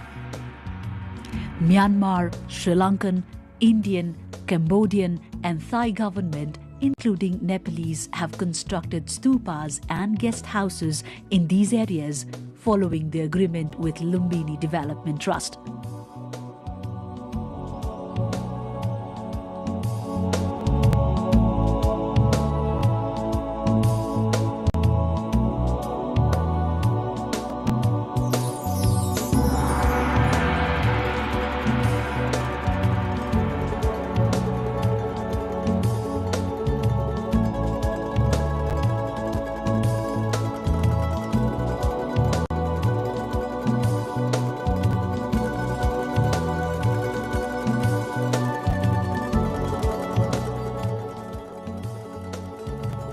Similarly, most of the western plots have been occupied with similar stupas, monasteries, guest houses and meditation centers constructed by various organizations or Government of Nepal, China, Vietnam, France, Japan, Austria, Bhutan and Mongolia, among other nations.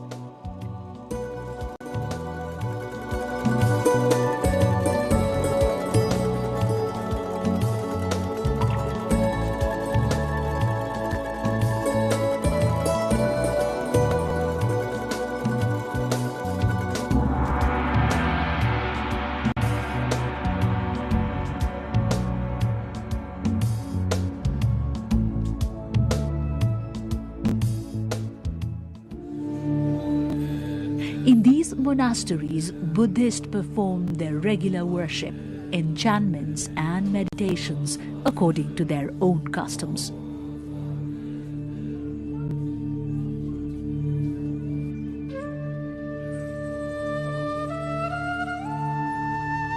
In the northern side of the new Lumbini village area is the 41.5 meter long and 49 meter cylindrical World Peace Pagoda.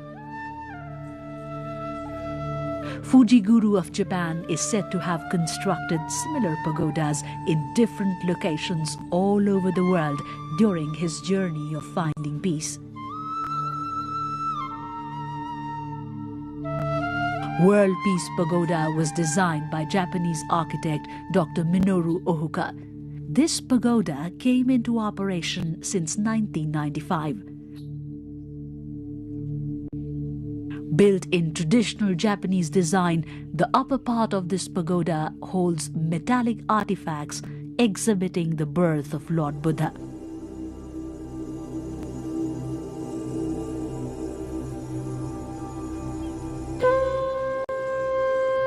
Lumbini Museum and Lumbini International Research Center are other important places to visit once one reaches Lumbini. These buildings, constructed in pagoda style, portray an architectural masterpiece in themselves. Inside Lumbini Museum, the archaeological remains found during the excavation of Lumbini area are preserved inside a large hall.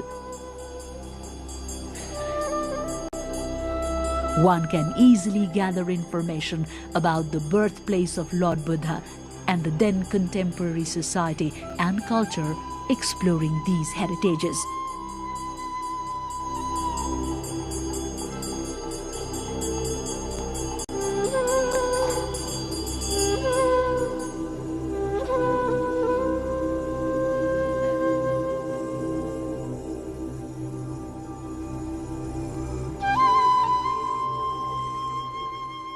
Within the building designed by Professor Kenzi Tange himself, Lumbini International Research Center has been established. More than 3,500 research materials and texts on Buddha, Buddhism, history, philosophy, knowledge and teachings of Buddha can be found here.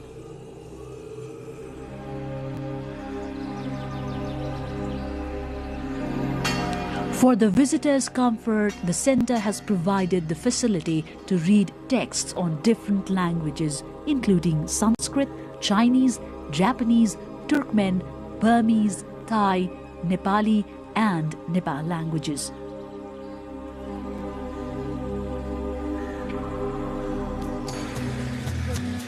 There is an easy access of air as well as terrestrial transportation to reach Lumbini. The nearest airport to Lumbini is the Gautama Buddha Airport located in Bhairahava. One can also take roadways from different cities of Nepal to reach Lumbini easily. Situated in northwestern side of Kathmandu, Lumbini is 327 kilometers far from the capital. From the Indian border Sunauli, it lies in the distance of a mere 26 kilometers. Visitors can find ample bus, cabs, rickshaws and other transportation means to explore the whole area of Lumbini. Accommodation in Lumbini is again not a big deal. There are a number of hotels, lodges and restaurants ranging from expensive ones to medium and cheap motels in the market area.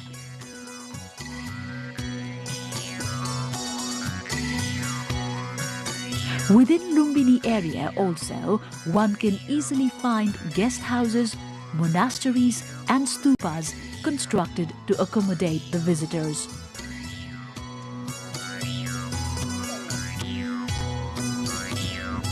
The overall development works of Lumbini is spearheading on the basis of Lumbini Development Master Plan. Lumbini Development Fund is effortful to accomplish Lumbini Development Master Plan and to protect and preserve the overall Lumbini area. If you are planning to travel the birthplace of Lord Gautama Buddha, the holy Lumbini, we cordially invite you to explore all these spots of historical and archaeological importance, all related to Lord Buddha. You can travel around to see the ancient palace of King Suddhodana, father of Lord Buddha in Kapilvastu, and the debris of the earliest capital of Shakya kings, Tilaurakot, still preserved with high importance. This palace is located around 27 kilometers far from Lumbini. Lord Buddha, as the prince, spent 29 years of his life in this palace. Prince Siddhartha Gautama abandoned the royal livelihood in search of Mahanirvana, or enlightenment.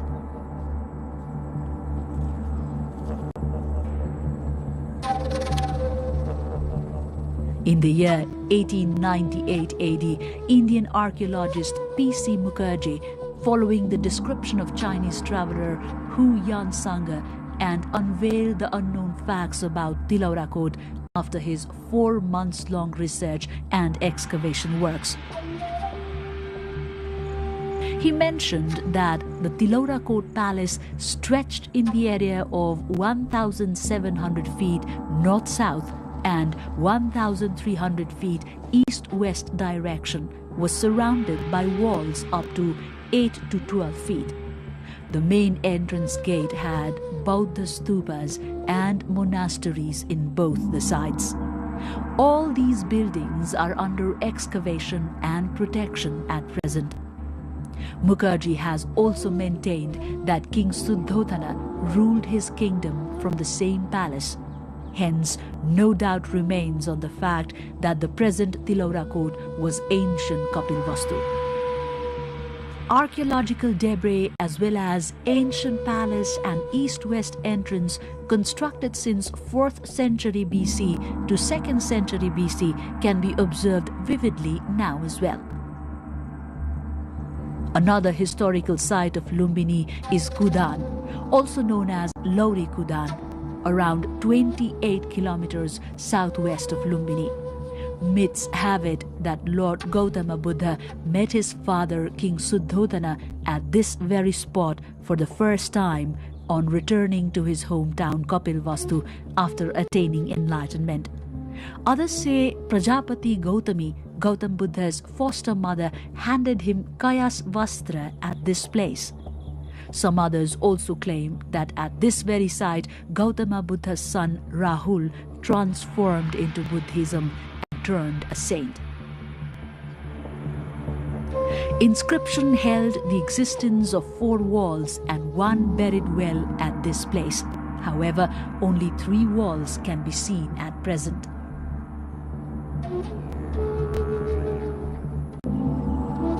According to Dewala Mitra, on the southern side of this lies 1 rectangular wall, and another wall has a snake temple on the top of it.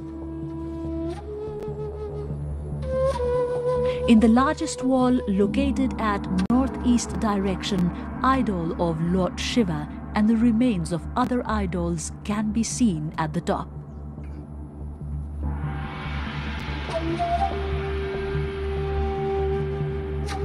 "500 meters north of King Suddhodana's palace lay 2 stupas. Experts say these stupas are the graves of King Suddhodana and his queen Maya Devi. The larger stupa has the area of 52 feet and is 75 feet high, whereas the smaller one has the area of 26 feet. The larger stupa is said to be constructed in the 4th century BC and was reconstructed 3 times during the 2nd and the 1st century BC. Similarly, the smaller stupa is believed to have been constructed in between the 2nd and the 1st century BC.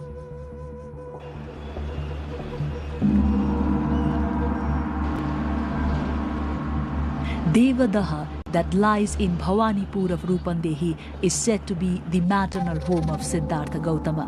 Inscriptions say that Siddhartha Gautam spent 7 years of his childhood in Devadaha. Also, it is believed that he, upon attaining enlightenment, paid a visit to Devadaha. Devadaha is also popularly regarded as the maternal home of Queen Maya Devi, Queen Prajapati, and Princess Yasodhara. 10 idols are established in a single row in the eastern wall. However, the structure of all other idols besides one of the sun god in the center is unclear. This place, serving as an open museum, still needs a rigorous research and study to explore more about Kolia Kingdom. Ramgram Monastery has been constructed in the sidelines of Jharahi River towards 4 kilometers southeast of Parasi of Nawalparasi district. 7 meters in height, this monastery was constructed, establishing 1 metallic remains of Lord Buddha in its base. This monastery is one among the 8 monasteries constructed worldwide with the metallic remains in their base. This monastery was constructed upon the order of the king of Ramgram. He was the 8th king to receive the remains of Lord Buddha. Buddhist religious texts say that King Ashoka was in his mission of collecting remains of Lord Buddha from all 8 monasteries to construct the 84,000 stupas. But he was not allowed to extort the remains of Lord Buddha from Ramgram Monastery. Around 9 kilometers north from Tilaurakot lies a pond named Sagarwa or Lambu Sagar. The pond has high significance with regard to its archaeological value. This pond is popularly recognized as the spot where Koshal rural king Naresh Birudhak killed the thousands of Shakyas at the same time during the 5th century BC. Inscriptions have it that this pond extends 1,059 feet towards the length and 225 feet towards the breadth and was discovered in 1895 AD. However, only few remains, and a mark of the pond can be traced here at present. Gotihawa is renowned as the birthplace of Manushi Krakuchandra Buddha. It is also said that Krakuchandra Buddha met his father at the very place after attaining nirvana. Debris of Ashoka pillar, ancient well, bricks and other remains can be retrieved in the buried form from here. Major Wada and P.C. Mukherjee excavated Gotihawa in 1895 AD and mentioned that Krakuchandra Buddha was born here.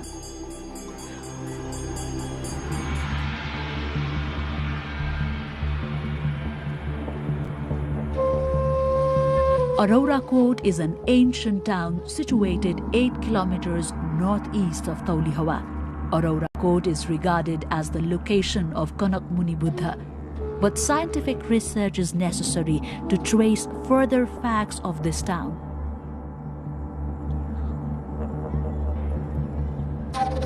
Meanwhile, manuscripts have it that Niglihawa, 7 kilometers far in the northern side of Taulihawa, is the birthplace of Kanak Muni Buddha. It is the same place where he got enlightenment. They also say that archaeologist Dr. Fuhara discovered inscriptions in ancient stupas at this very place. In the western side of Nigli Sagar, one of the Ashoka pillars can be seen in 2 pieces. In an inscription written in Brahmi script, Pali language, it is mentioned that King Ashoka erected this pillar when he reached Kapilvastu. When he reached Kapilvastu Lumbini during the 3rd century BC. King Ashoka was said to be in pilgrimage.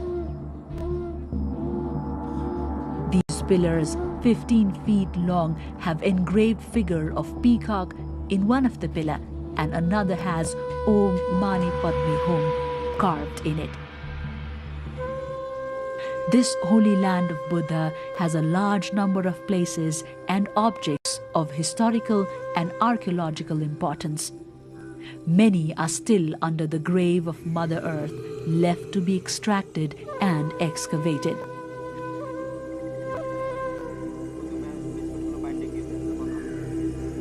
After watching this documentary about Holy Land of Lord Buddha, you need not reach far to realize peace. Reaching this sacred birthplace of Lord Buddha will be enough to experience eternal peace. This holy land is the source of world peace.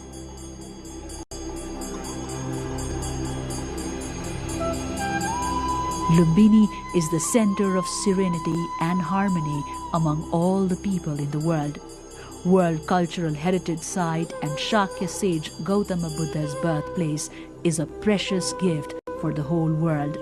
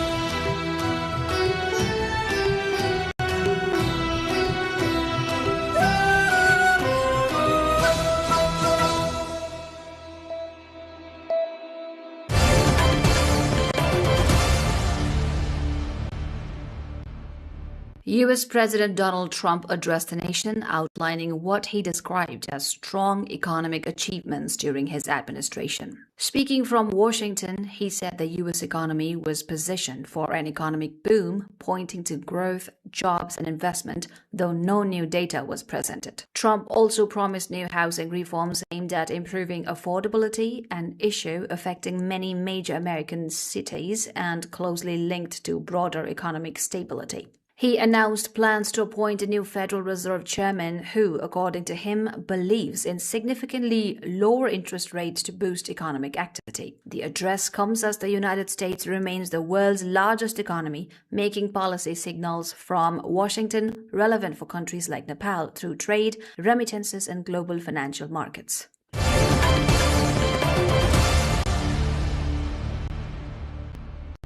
Venezuela's National Assembly President Jorge Rodriguez said the country does not want a war over oil, responding to new threats from the United States. Speaking in Caracas, he reacted to U.S. President Donald Trump's announcement of a potentially crippling blockade targeting Venezuela's oil trade. Trump said the United States would impose what he called a total and complete blockade of all sanctioned oil tankers entering or leaving Venezuela. Venezuela's economy depends heavily on oil exports, making any disruption to shipments a serious national concern. The development raises global attention as tensions over energy supplies can affect international oil markets with wider implications for fuel importing countries, including Nepal.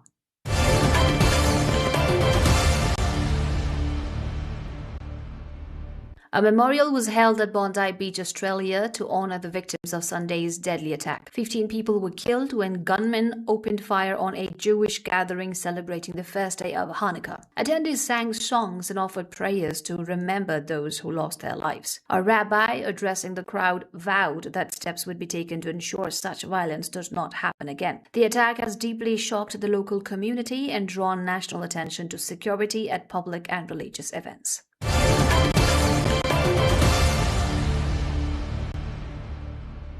New Delhi, India's capital, is experiencing severe smog as winter air traps pollutants near the ground. The hazardous mix includes emissions from crop burning, factories, and heavy traffic, worsening air quality across the city. Residents face health risks, including respiratory problems as visibility drops and pollution levels rise. Authorities have urged people to limit outdoor activities and take precautions against the smog. The situation highlights the recurring challenge of air pollution in northern India during the winter months.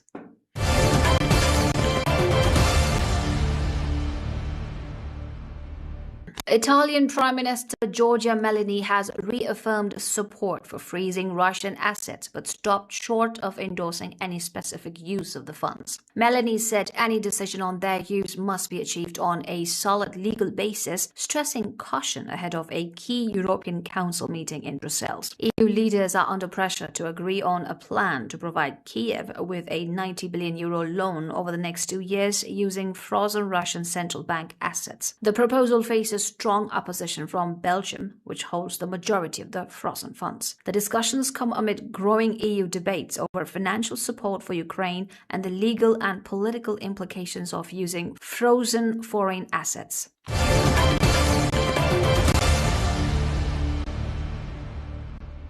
Brazilian President Luiz Inácio Lula da Silva has warned that his country could walk away from a long-delayed trade agreement between the European Union and the Mercosur bloc if it is not signed by 20 December. He said that if the deal fails to move forward on the planned date, it would not be concluded during his presidency. The warning comes as plans to finalize the agreement have been disrupted by calls for a delay from Italy, joining France in raising concerns. Speaking at a meeting with ministers, Lula and Brazil and its partners had made all reasonable diplomatic concessions to reach the deal. The Mercosur agreement is seen as significant for global trade, linking South America with Europe and influencing international markets beyond the region.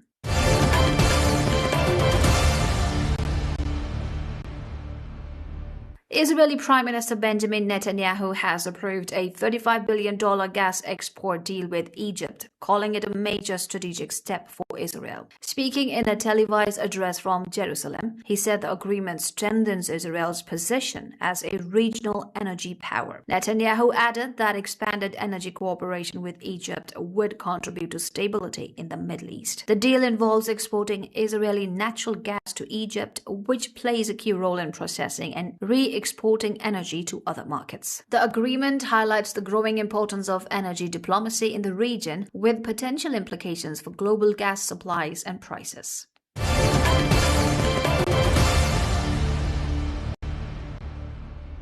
Peru's Congress has voted to extend the deadline for artisanal miners to formalize their legal status. The decision was taken in Lima after lawmakers debated the issue during a parliamentary session. Formalization requires small-scale miners to meet environmental, labor, and tax regulations set by the state. Outside the Congress building, groups of miners gathered and celebrated the vote, seeing it as a relief from possible penalties. The move highlights ongoing efforts in Peru to balance economic livelihoods with regulation in a sector that supports thousands of families.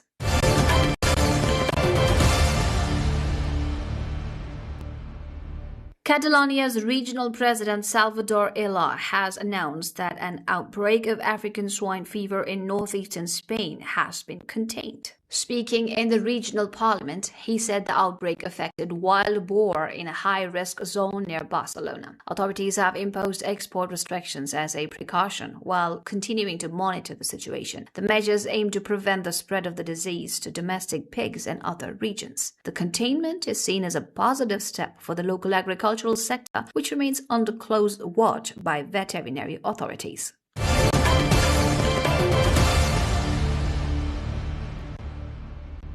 Salvadoran President Nayib Bukele has unveiled plans for El Salvador's first submarine communications cable. Speaking at a press conference while reviewing construction models for the Air City for Trade Zone, the first airport-free trade zone in Central America, Bukele highlighted the project's significance. Officials said U.S. company Liberty Networks has been selected to build the cable. The initiative aims to boost the country's digital infrastructure and connectivity with global networks. Bukele described the project as a key step in strengthening El Salvador's technological and economic development.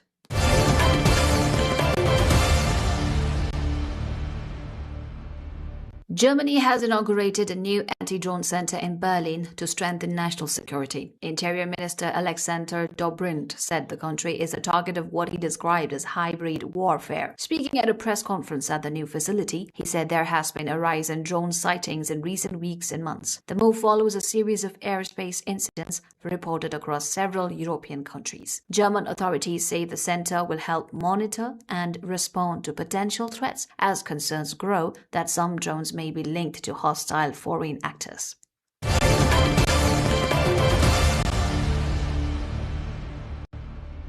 The Louvre Museum in Paris has partially reopened after a strike forced it to shut down earlier in the week. Museum staff have voted unanimously to continue their industrial action, which began after a high-profile burglary on 19 October. Despite the ongoing strike, limited access has been restored to allow some visitors into the world-famous museum. Union representatives say there is a serious breakdown in relations with museum management. They added that no meaningful discussion is currently possible, leaving the dispute unresolved.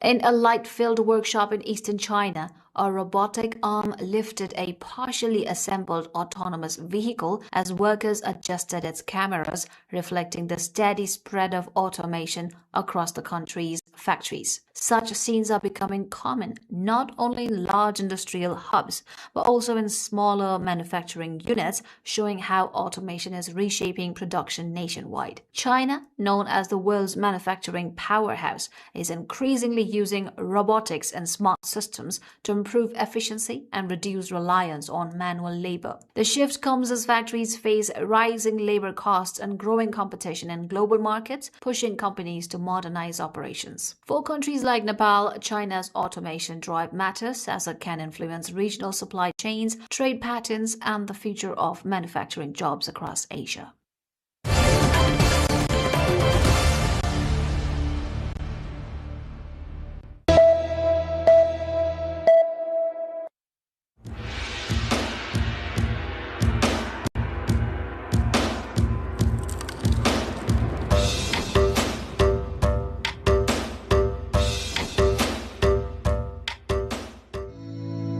Intermittent playing hide and seek with the folk, enchanting one's heart with the sight of fully bloomed rhododendrons, and rejoicing in the lap of nature with the chirping of the birds. When you set foot in Sandakpur, you experience a wonderful feeling of heavenly bliss right here on earth. Due to the ever-changing weather and the snow-white mountains visible right in front of your eyes, Sandakpur constantly draws everyone's heart towards it.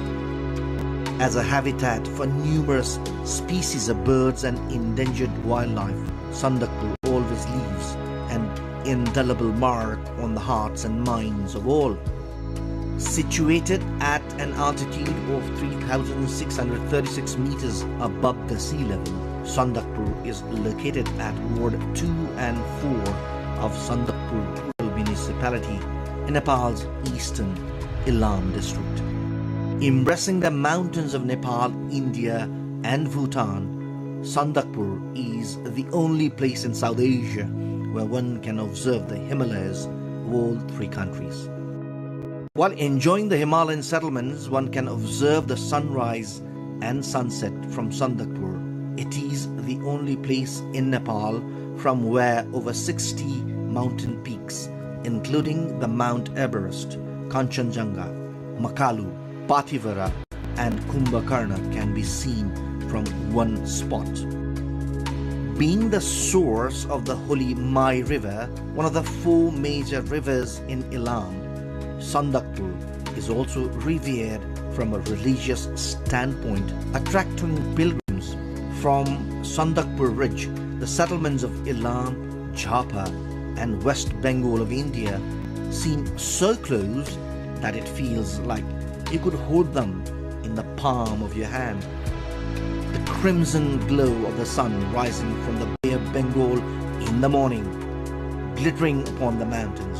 The joy of witnessing this form such a height is majestic.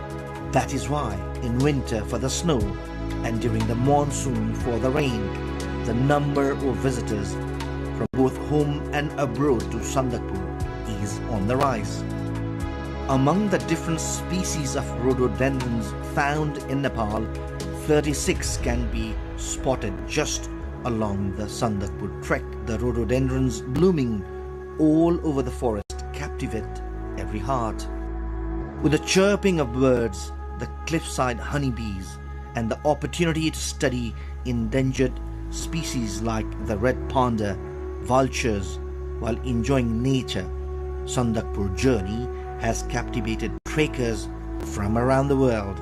Every year, more than 150,000 tourists from India, Bhutan, Bangladesh and Europe visit Sandakpur.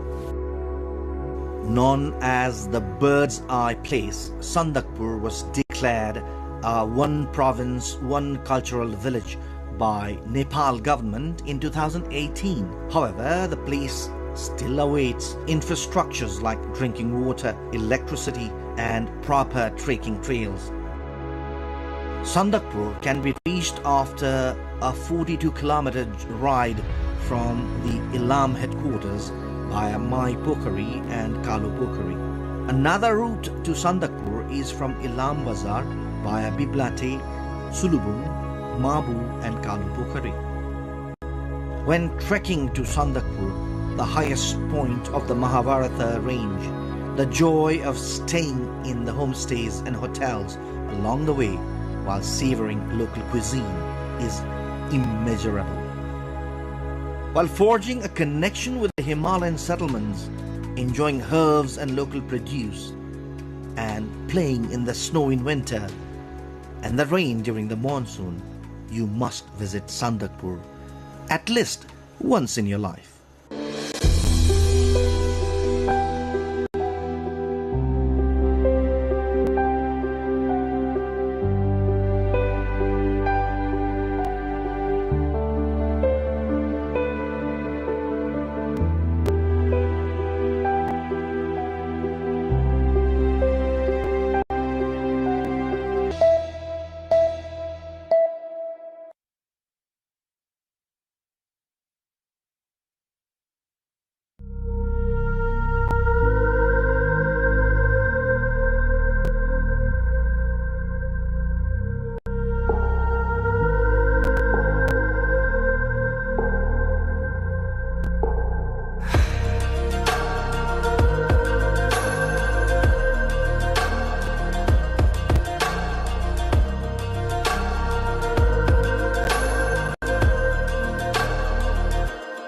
What if I told you a story of a place shrouded in mystery and steeped in stones?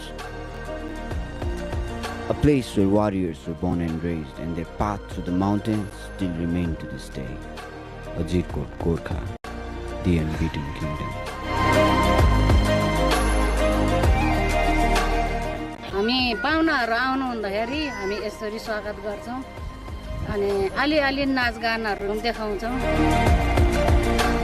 मेरो सिंहो नेपाल गाउँकी गोरखामा गर्व लाग्छ जन्मिएछु साथै स्वर्गमा म त नेपालकी छोरी भन्छन् Gorkhali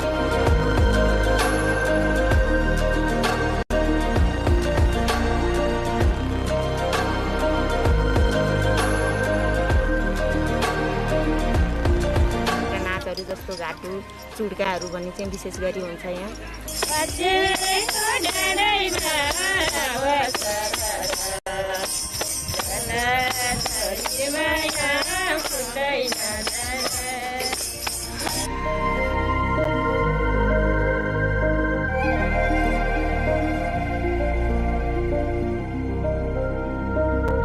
For those seeking a luxurious escape, there are stunning lodges that offer an indulgent retreat amidst the rugged beauty of this place.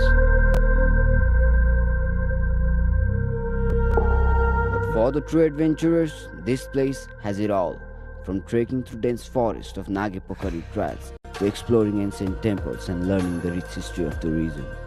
So, what do you fancy? Are you the solo explorer, or do you prefer luxury within nature? Or perhaps you are the one who seeks to witness it all. Well, after all, life is a box of chocolates, and this place is filled with surprises.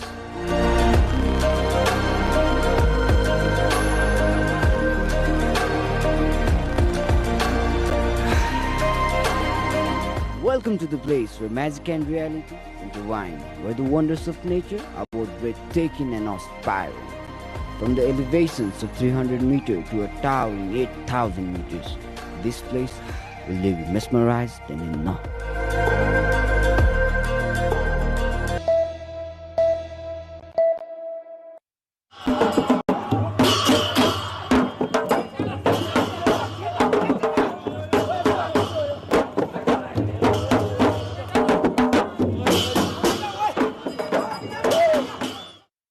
Music,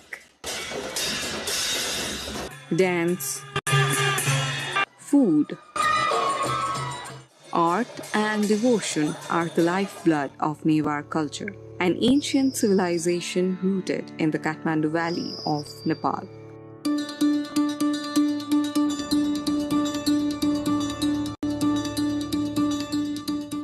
With lively festivals nearly every fortnight, the Newars celebrate life through a rich tapestry of traditions known as Jatra.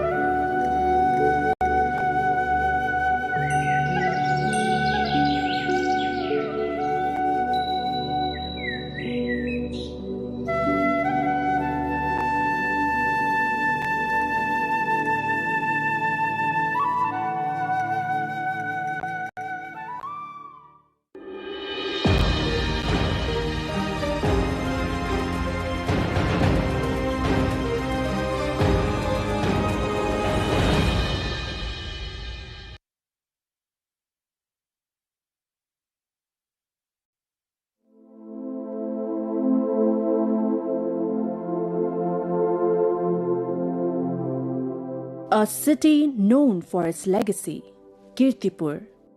Locals also call it Kipu in their own dialect.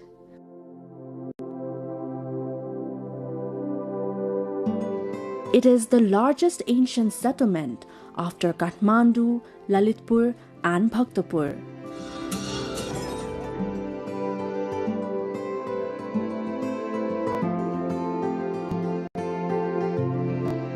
The city still has an impressive Malla era neighborhood.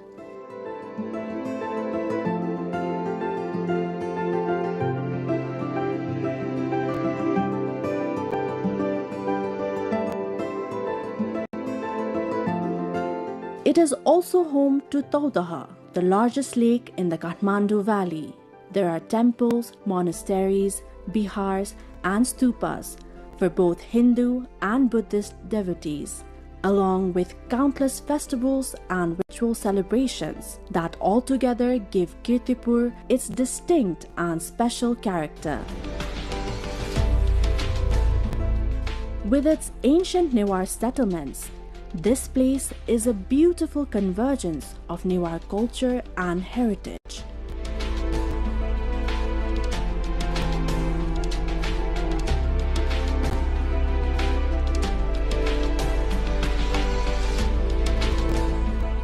The 2nd century settlements here, the temples and the stupas, along with the legends and the faiths surrounding them, are fascinating. Situated beside the Kathmandu Valley, which once was a natural lake itself, Kirtipur developed as a flourishing hub of early settlement and culture. Because of this, the area is exceptionally valuable for historical and cultural study. A long time ago, the children of Kirtipur's farming families apparently made a clay tiger to play with while herding sheep and goats. To make that tiger look even more lifelike, they wanted to add a tongue. So they left their sheep and goats nearby and went into the forest to gather leaves for it. Upon returning, the children found their sheep and goats missing. And when they investigated, the clay tiger opened its blood-red mouth and claimed to have eaten the animals. Apparently, what had happened was that the deity Bhairav, a Hindu deity, had entered the clay tiger. In their anger, the children then cursed the clay tiger so that its mouth would remain perpetually open. This is the famous legend behind the Bagh Bhairav temple as remembered by the residents of Kirtipur. Bagh Bhairav is the revered deity of Kirtipur's residents. Situated in Kirtipur, this temple is accompanied by several smaller temples, many of which can be traced back to the 2nd century according to the historical records. Among them are temples dedicated to Yamaleshwar, Narayan, Bhavani Shankar, Ramchandra, Manavinayak, Vishwakarma, Sridhar Vishnu, and Mool Ganesh, all of which were constructed in the 2nd century as per many inscriptions.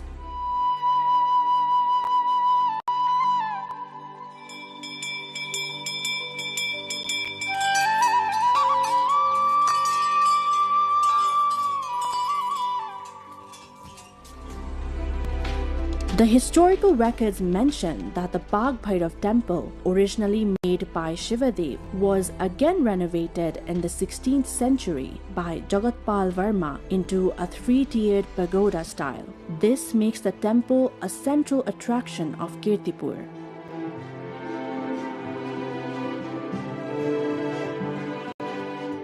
Most Newar settlements, which are one of Nepal's ethnic groups, are adorned with temples and stupas.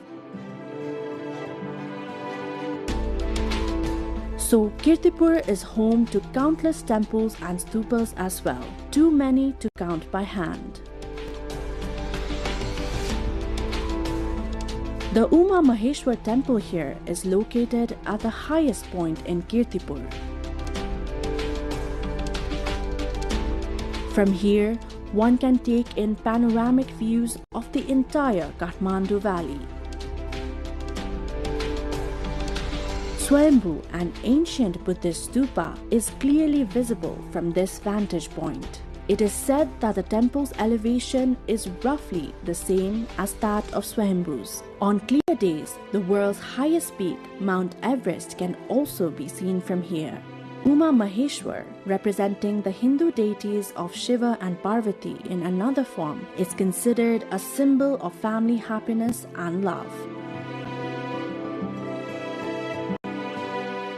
The temple's tiered roofs, its design, the surrounding houses, and the views are not only beautiful but also reflect its historical significance.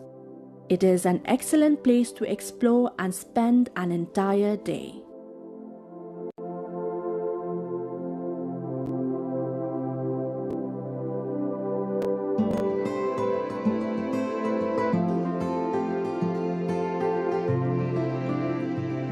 Kirtipur is special not only for Hindu devotees but also for Buddhists.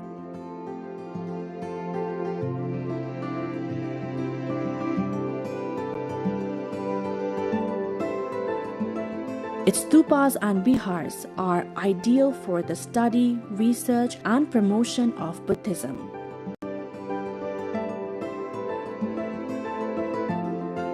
The Chilancho Stupa, located atop the hill, is said by historians to have been built during Emperor Ashok's visit to Nepal. Its renovation, however, took place in the 16th century during the time of Jagatpal Varma. This site is ideal for prayer and meditation. It feels like Chilancho spreads wisdom along with its fluttering flags under the open sky.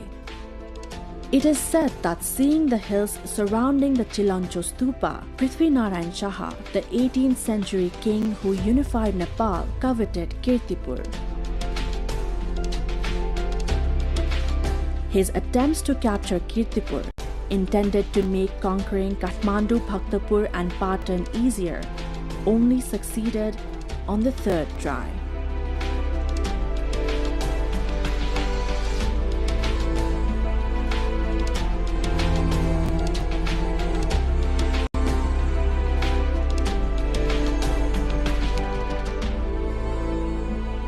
Facing south is Ratnasambhav, mounted on a horse and showing the Varad Mudra, which is a gesture of generosity and granting boons. Facing north is Amitabh, seated on a peacock in the meditation mudra, symbolizing infinite light and compassion. Facing west is Amogha, seated on a Garud with the Nag hood in Abhay mudra, a gesture of fearlessness and protection. At the center sits Vairochan, mounted on a lion and invisible, imparting profound knowledge of Buddhism.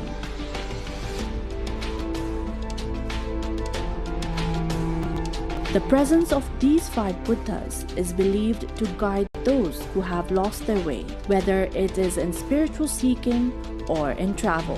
The stupas, vajras, and stone statues here are enchanting, capable of captivating visitors for hours.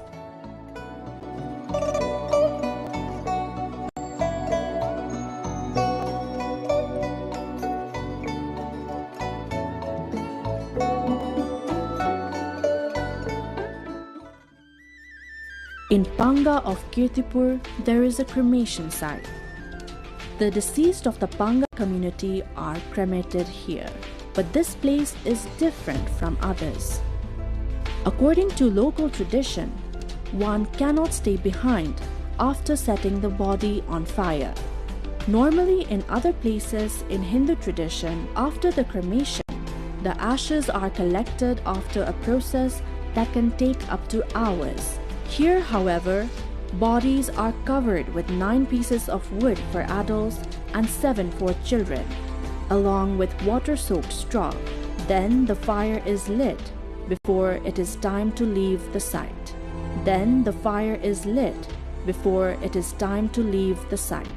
This tradition is only for the people of Panga. Next to the burial ground stands the Vishnu Devi temple, one of the several Shakti Peeth or sacred power sites of the people of Kirtipur. This stupa houses the Pancha Buddha, the depiction of 5 knowledge of Buddha. Facing east is Akshobhya, mounted on an elephant and with earth-touching gestures. The area is peaceful and known for its spiritual atmosphere. Kirtipur is not only famous for its monasteries and chaityas, it is also rich in history and culture. This place is known for its year-round festivals, rituals, and vibrant cultural way of life. Among the important festivals are the Satgaunle Jatra, Gai Jatra, Bagh Bhairav Jatra, and Indrayani Jatra.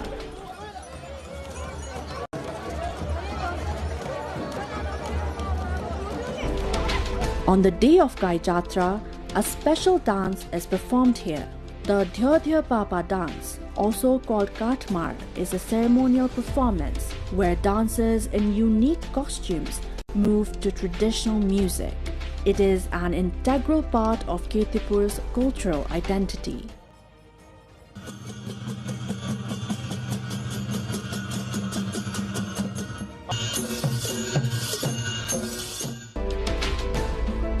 Here, visitors can also find various hotels, homestays, and Newari restaurants.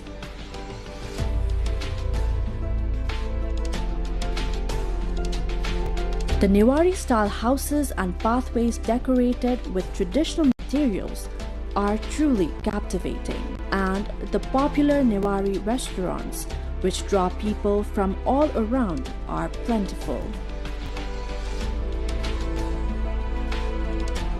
A beautiful example of Newari culture is Newari food, which include famous dishes like bara, yomari, and samay bhaji. And visitors relish these dishes with great enjoyment.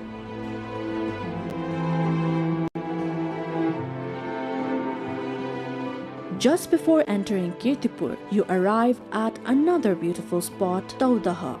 Known for its environmental, cultural, and religious significance, this pond stretches about 500 meters in length and 400 meters in width. It is said to be shaped like a funnel. Believed to be dwelling place of Karkotak Nag, a serpent king in Hindu-Buddhist mythology, this lake is closely linked to the legends of Manjushri, a Hindu-Buddhist mythological figure, and the Rato Machindranath Jatra, one of Nepal's oldest chariot festivals. According to the folklore, when the Kathmandu Valley was still a lake, Manjushri cut open the hills to draw the water. The serpents living there were left without a home, so Bhimsen, a powerful heroic figure in Nepali folklore, created Taudaha to shelter them. The famous photo or vest displayed during the Rato Machindranath Jatra also traces its origins to Karkotak Nagraj and Taudaha. Legend says the vest belonged to Karkotak Nagraj, who gifted it to a farmer after the farmer cured his sick serpent queen. When the farmer later lost the vest, the dispute over who truly owned it became the story behind the festival where the vest is displayed. Taudaha is rich not only in religious and cultural significance but also in biodiversity. The area is home to 38 species of plants, 36 species of insects, and 116 types of birds. Swans gliding across the lake, birds perched in nearby trees, colorful fish swimming below, and small snakes seen occasionally along the banks. All of it make it easy to lose track of time while observing this vibrant ecosystem.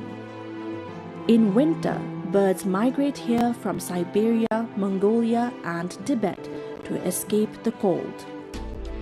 Species such as lahare, kalihas, khoya, malak, and birds like great cormorant and Indian pond heron are also found here at Taudaha.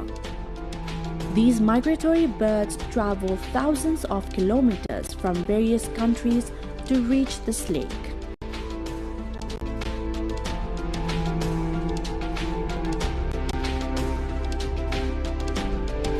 As a wetland area, Taudaha hosts water, land, vegetation, aquatic animals, amphibians, and other wildlife all in one place. For this reason, the lake attracts everyone from casual tourists to students conducting research. As tourist numbers increase, so have vendors selling fish feed around Taudaha. These traders who stay around the lake from morning to evening occasionally also encounter snakes. But believing the snakes to represent Karkotak Nagraj, the traders drive them away by just burning incense. Just before reaching Taudaha, Chobar is a unique tourist spot in Kirtipur.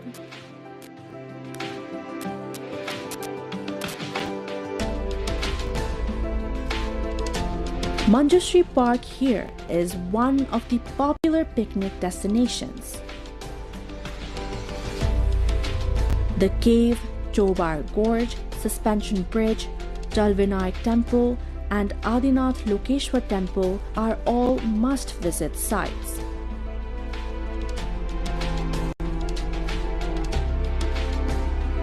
This gorge is said to be where Manjushri cut the hills to drain water from the Kathmandu Valley, making it suitable for human settlement. Therefore, this place holds historical and mythological significance.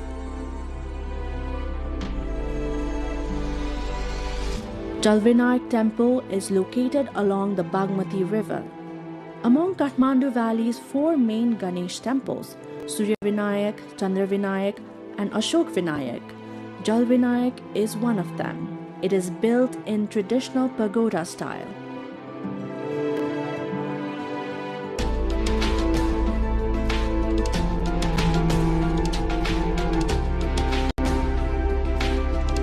Toran or archways, doodle or roof struts, and gajur or pinnacles enhance its architectural beauty. So this temple is significant both for religious faith and for historical and architectural value.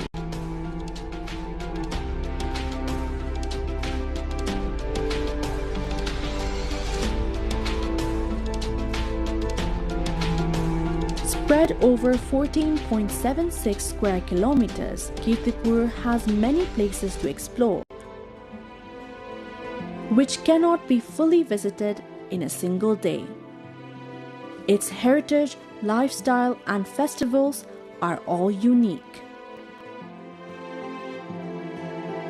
To guide tourists before visiting, a tourist information and service center has been established. It lies near the Kirtipur's entry point. This center provides information about major tourist attractions and helps make the visit easier. Exploring Kirtipur's historical, religious, cultural, and natural sites is incredibly enchanting. These sites are witnesses to history. For research and study, visiting Kirtipur is essential. The local lifestyle, daily life, the breeze, and the scent of the soil here, all of it are very special. In modern times, as ancient civilizations threaten to vanish, Kirtipur strives to maintain its ancient identity. Its monasteries, temples, chaityas, ponds, markets, and even the language reflect this heritage. Kirtipur is not just a tourist destination, it offers experiences of meditation and knowledge, and of peace and beauty. Its stories and hospitality attract everyone. To witness and feel the unique confluence of history, culture, and nature, visiting Kirtipur is a must, not just once, but again and again.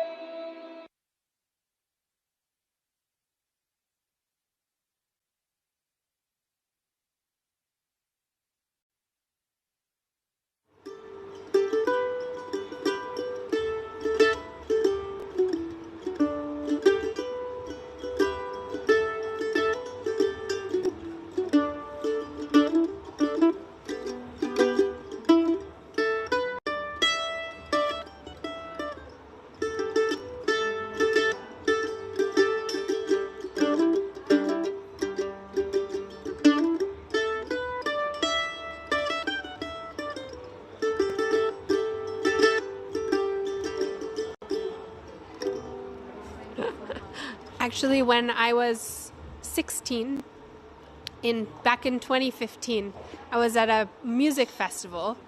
This music is called bluegrass that I play, and I was at this bluegrass festival, and this person named Tara Linhart. She is amazing. You can talk to her more, but she had a fantastic project called the Mountain Music Project. And I heard this project of Nepali musicians and bluegrass musicians coming together and fusing the music. And I thought it was really, really cool to see this cross-cultural collaboration. But I really just wanted to get back to music. And so I reached out to Tara. I had an opportunity to get some funding. And I emailed her randomly. She was in Bhutan at the time. And I said, hey, I want to set up a music project in Nepal. Can you connect me with some of your buddies? And she got on a WhatsApp call and started giving me the lowdown of how awesome it was. One of the people she introduced me to was actually Prince's father, Sham Nepali. And we met in New Hampshire. And we jammed together and had a great time. And he said, oh, when you get to Nepal, you have to meet my son. He's so great. He'll play music. You'll play music together. I was like, yeah, whatever, okay. Like, every dad is going to say that about their son. Like, is it going to be great? Well, then 3 months later, I showed up in Nepal, and I had only brought a mandolin, and I wanted a guitar to write some songs on. So I called up Shamdai, and I said, hey, can I borrow a guitar? He said, yes, come meet my son. And so I met Prince in Kirtipur, and we started playing that day. And then we sat down and we started playing, and it was just like magic. It was just sort of this instant connection. That was pretty special and crazy to me that we grew up on opposite sides of the world, and there are American musicians who I don't vibe with. We don't have a connection. But me and Prince, it was just an instant connection. And so we started jamming together. It's a love song that my great-grandfather composed, and we're gonna fuse with another bluegrass love song.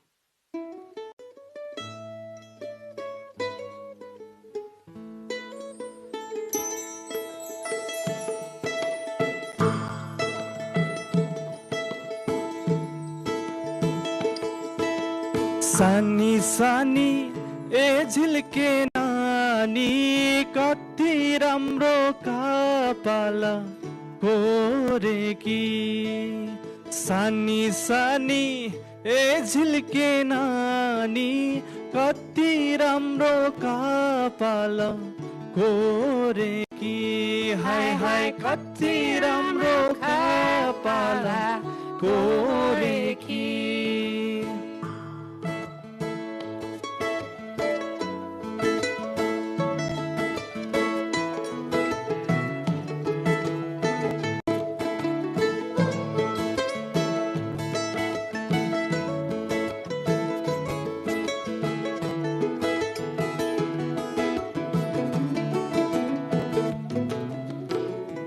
Chashme दाजु झिल्के मिल्के जुल्फी मात्र कोर्ने चस्मे दाजु झिल्के मिल्के जुल्फी मात्र कोर्ने दारी जुङ्गा दन्त देखाई मेरो मन चोर्ने दारी जुङ्गा दन्त देखाई मेरो मन चोर्ने नजिस्काउन हे परुलाई हाय शिवर काकी छोरीलाई नजिस्काउन हे परुलाई हाय शिवर काकी छोरीलाई सानी सानी ए झिल्के नानी कति राम्रो कपाल कोरेकी हाय हाय कति राम्रो कपाल कोरेकी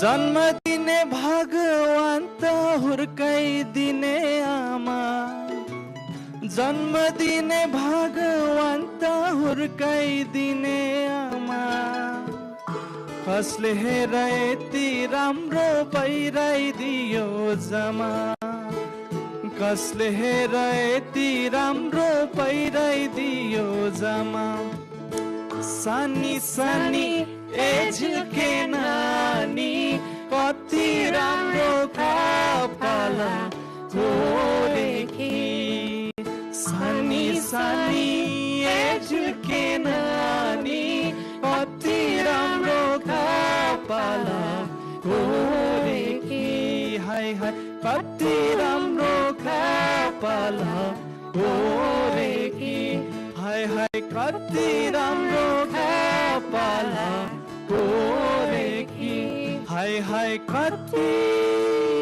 राम्रो कपाल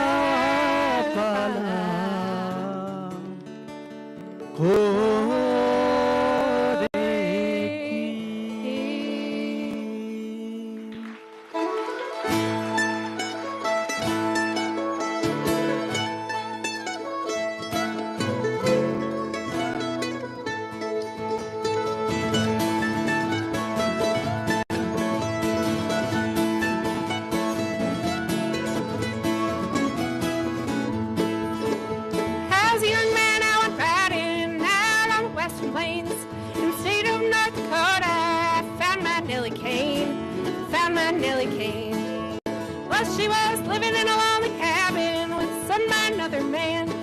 5 years she had waited for him as long as a woman can, as long as a woman can.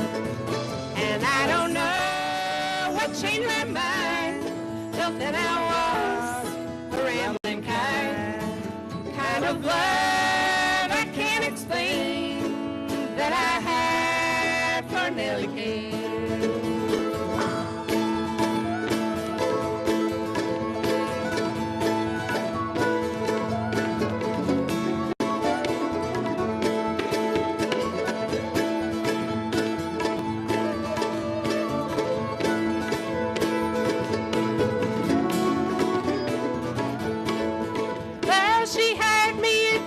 Day to help her till the lands. In the afternoon we planted seeds, in the evening we held hands, in the evening we held hands. And her blue eyes told me everything that a man could want to know. It was then I realized how it'd never go, how it'd never go. And I don't know what changed my mind, till then I was a rambling kind of love explain that I had for Nellie Kane.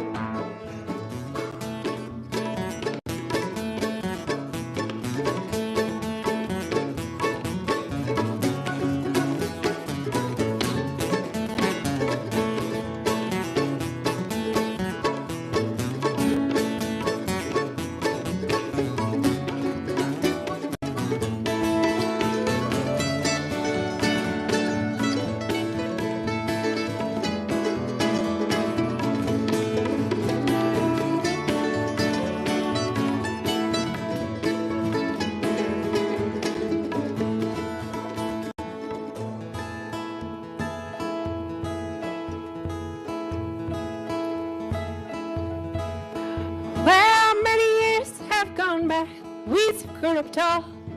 I became a father to him, and she became my all. She became my all. And I don't know what changed my mind, till then I was a rambling kind of love I can't explain that I had for Nellie Kane. No, I don't know what changed my mind, till then I was a rambling kind of love I can't explain that I had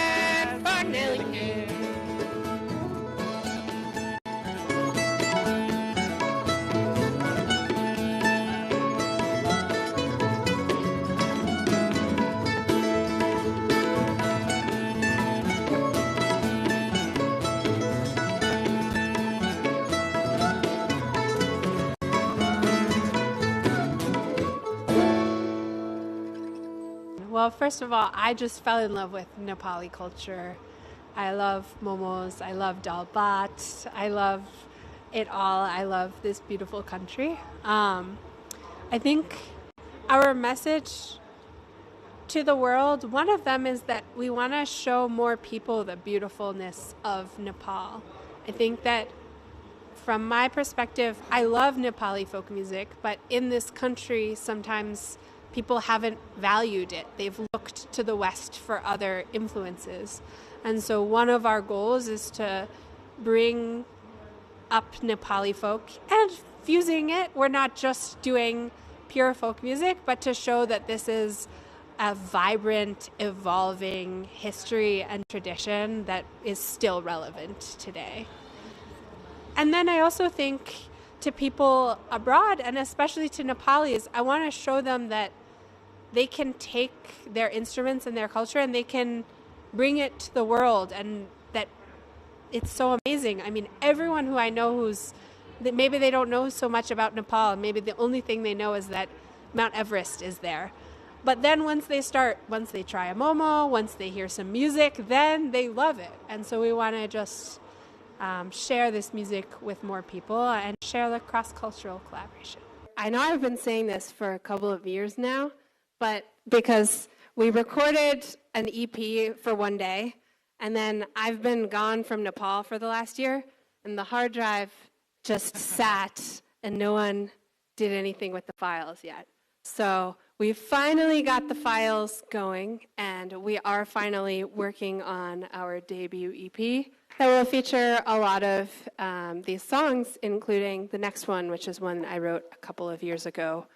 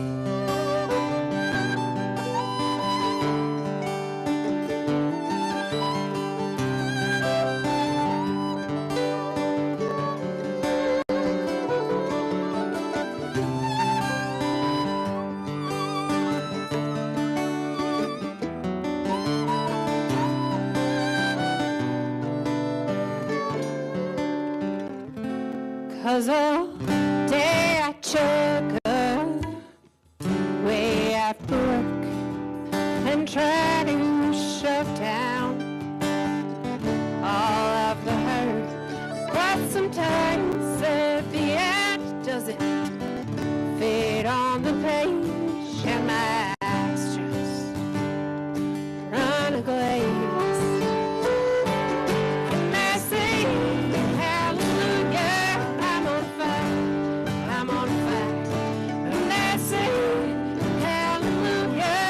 Let it burn.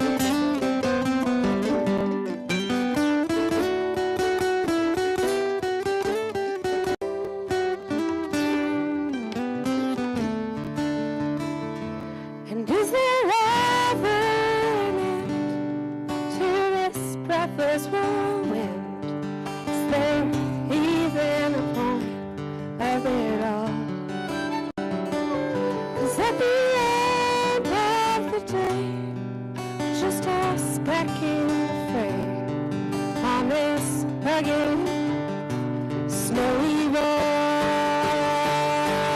And I say, hallelujah, I'm on fire, I'm on fire.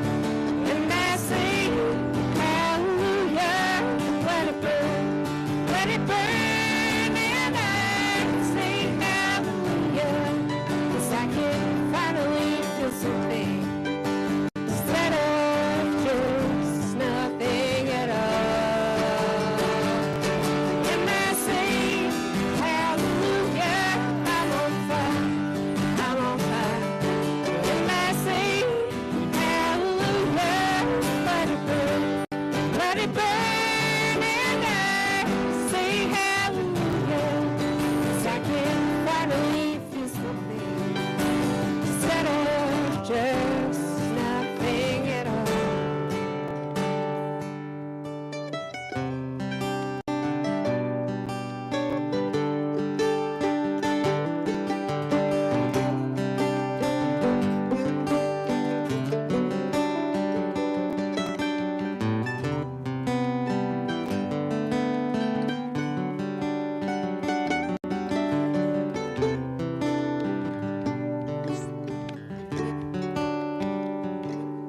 Cause when the night birds come, it's when I lose my mind. No, I can't bear this endless ticking of time. Well, right now we really want to go abroad, and in particular, my dream is to bring the band to the U.S., to these festivals that I grew up going to, because I think it's so cool. I love playing the music that I grew up with, but with tabla on it, and the beat is dropping. It's so awesome. But right now we've been having a little bit of trouble figuring out with the visas, especially right now, so we're working on that. And then also being abroad. It's very difficult when I've moved back to the US recently, and so when we're far away, it's hard we can't make music in the same way, but it also means that the times when we are together, I've been back for a month, are just extra special because we get to make music together.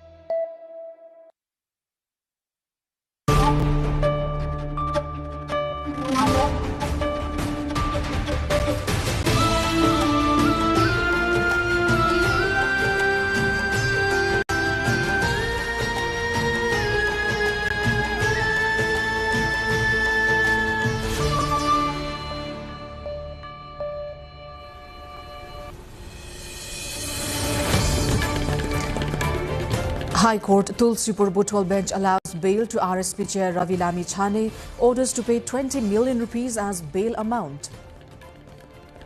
KP Oli re-elected as the chair of CPN UML. 11th National Congress elects 19-member office bearers. Shankar Pokhrel elected as party's general secretary. Government decides to amend House of Representatives Election Act based on 2021 census data. Extends deadline for the commission probing damages from Gen Z movement. Nepal's decision to lift ban on high-denomination Indian notes expected to ease travel and boost trade. Relief for cross-border travelers. Ukraine's president urges EU to release frozen Russian assets. Polish Prime Minister warns delay could fuel bloodshed as billions could support Ukraine. And European champions PSG ends its glorious year on a high note. Defeats Flamengo to win FIFA Intercontinental Cup. Hello there, I am Sarah Sapsanamarai and this is NTV World News Hour coming to you live from Kathmandu at 2200 hours Nepal time. Now the news in detail. The High Court Tulsipur Butwal bench has allowed bail to former Home Minister and chairperson of Rashtriya Swatantra Party Ravi Lami Chhane. Lamichhane was in custody in connection with the cooperative case. The order was issued during a hearing presided over by Justices Basudev Acharya and Tej Narayan Paudel.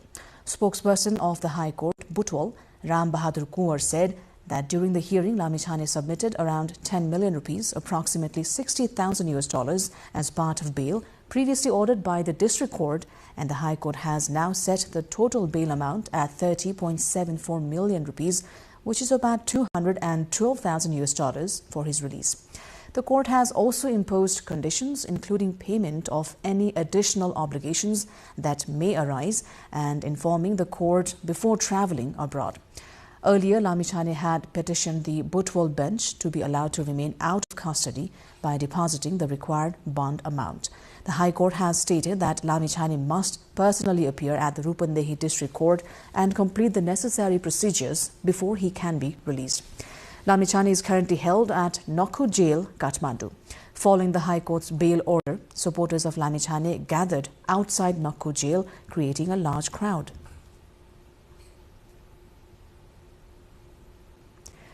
KP Sharma Oli has been re-elected as the chair of CPN-UML for a third term through the party's 11th National Congress.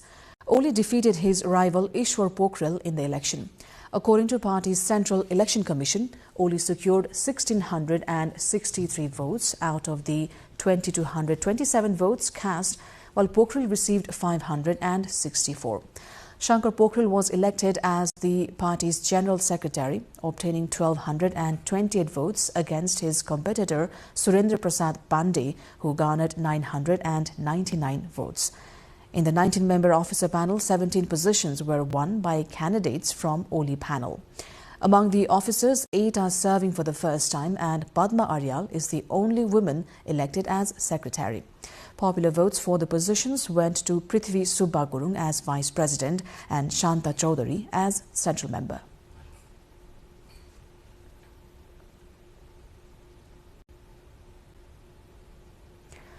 The government of Nepal has extended deadline for the investigation commission probing damages from the Gen Z movement on September and the 8th by 1 month. The decision taken at today's cabinet meeting aims to give the commission additional time to prepare a detailed report on the incident. प्रतिनिधि सभा सदस्य निर्वाचन पहिलो संशोधन अध्यादेश 2082 जारी गर्न सम्माननीय राष्ट्रपति समक्ष सिफारिस गर्ने निर्णय भएको छ। यसमा 2078 को राष्ट्रिय जनगणनाको प्रतिवेदन बमोजिमको दलित, आदिवासी, जनजाति, खस आर्य, मधेसी, थारू तथा मुस्लिमको जनसंख्या प्रतिशतको आधारमा प्रतिनिधि सभा सदस्य निर्वाचन ऐन 2074 को अनुसूची 1 लाई संशोधन गर्ने रहेको छ। 2082 भदौ 23 र 24 गतेको घटना सम्बन्धी जाँचबुझ गर्न नेपाल सरकार मन्त्री परिषदको 2082-65 को निर्णय अनुसार गठित आयोगको कार्य अवधि 1 महिना थप गर्ने निर्णय भएको छ। The government of Nepal has decided to lift nearly a decade-long ban on 200 and 500 Indian currency bills. This will allow travelers from both the countries to carry these denominations again. The restriction dates back to November 2016, when Indian government withdrew 500 and 1,000 rupees notes as part of its demonetization program. The decision is expected to bring major relief to thousands of people who regularly travel between the two countries for business, tourism, education, medical treatment, or even family visits. More on this story in our business story segment later.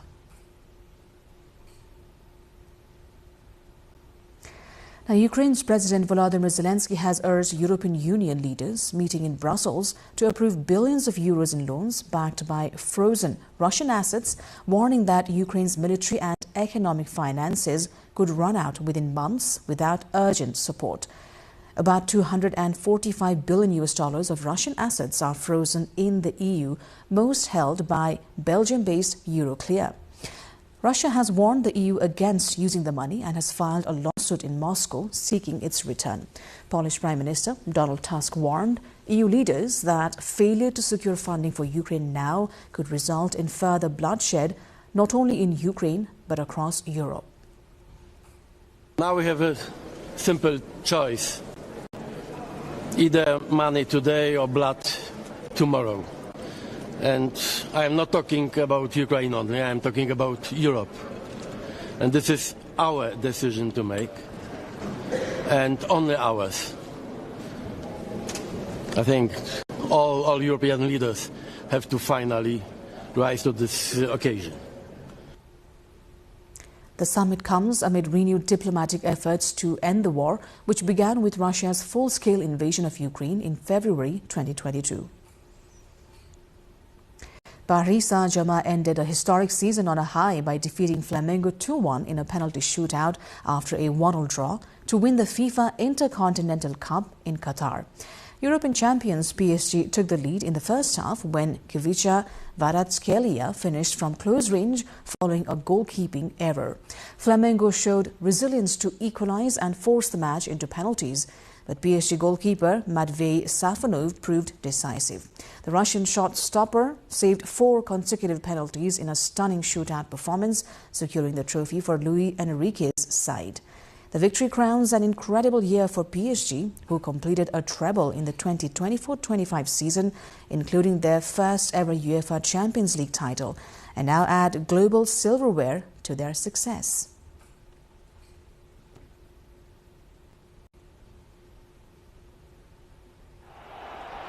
Number 5 of PSG committed a tripping foul. Foul decision penalty.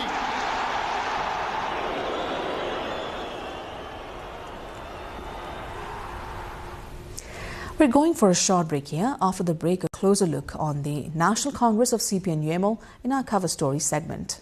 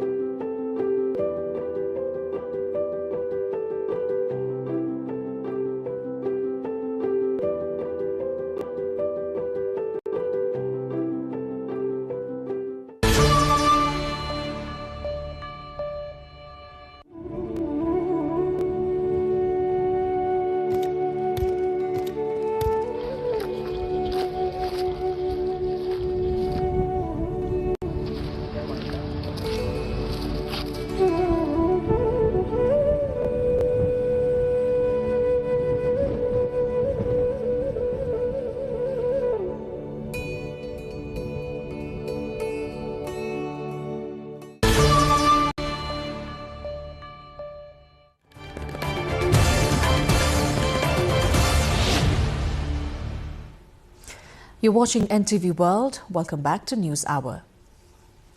The 11th National Congress of Communist Party of Nepal Unified Marxist-Leninist CPN UML concluded with panel-based competition, resulting in the election of a new leadership team. Despite the panel-based contest, the newly elected leaders have emphasized the need to project a message of unity and strength, stating that the party is now more consolidated and cohesive than before. They've stressed that the election process has ultimately strengthened internal democracy within the party.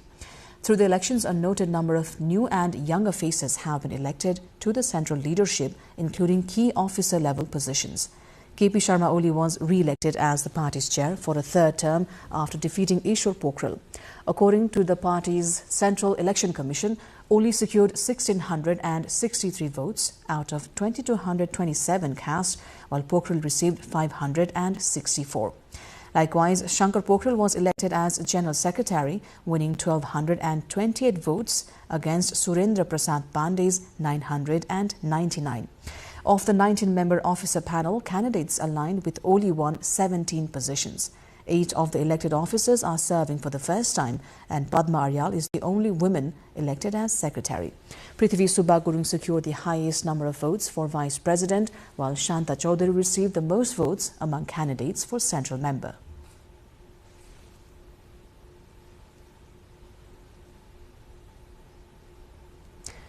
The 11th CPN-UML General Convention has reaffirmed KP Sharma Oli's leadership, signaling continuity amid Nepal's volatile political landscape and rising public discontent.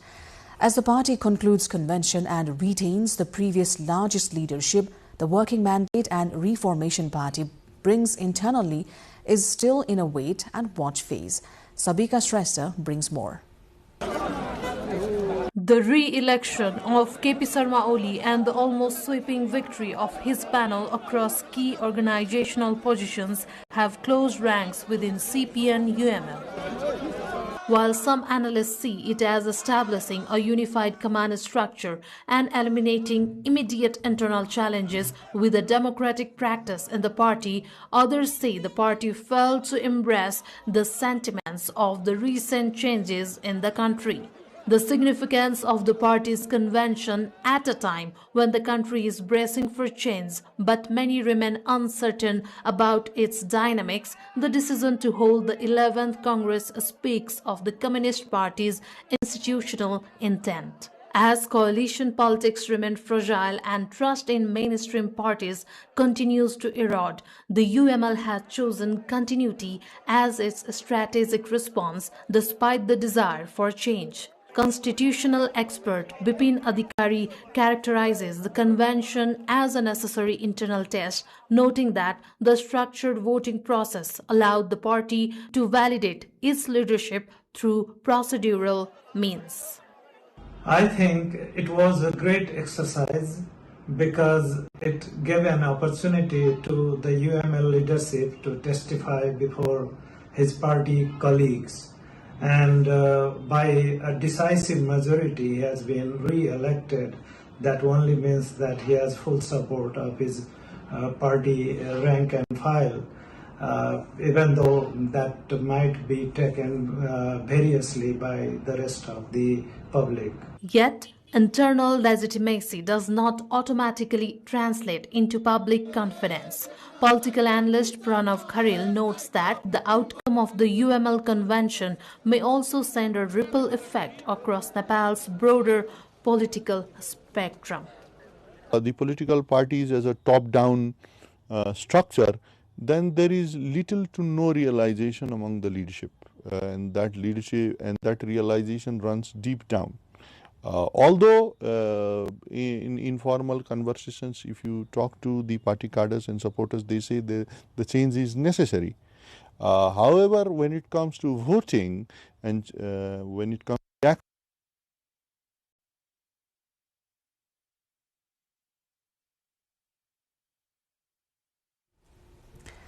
In this context, today in our Public Pulse segment, we've asked how can the performance of CPN-UML be assessed?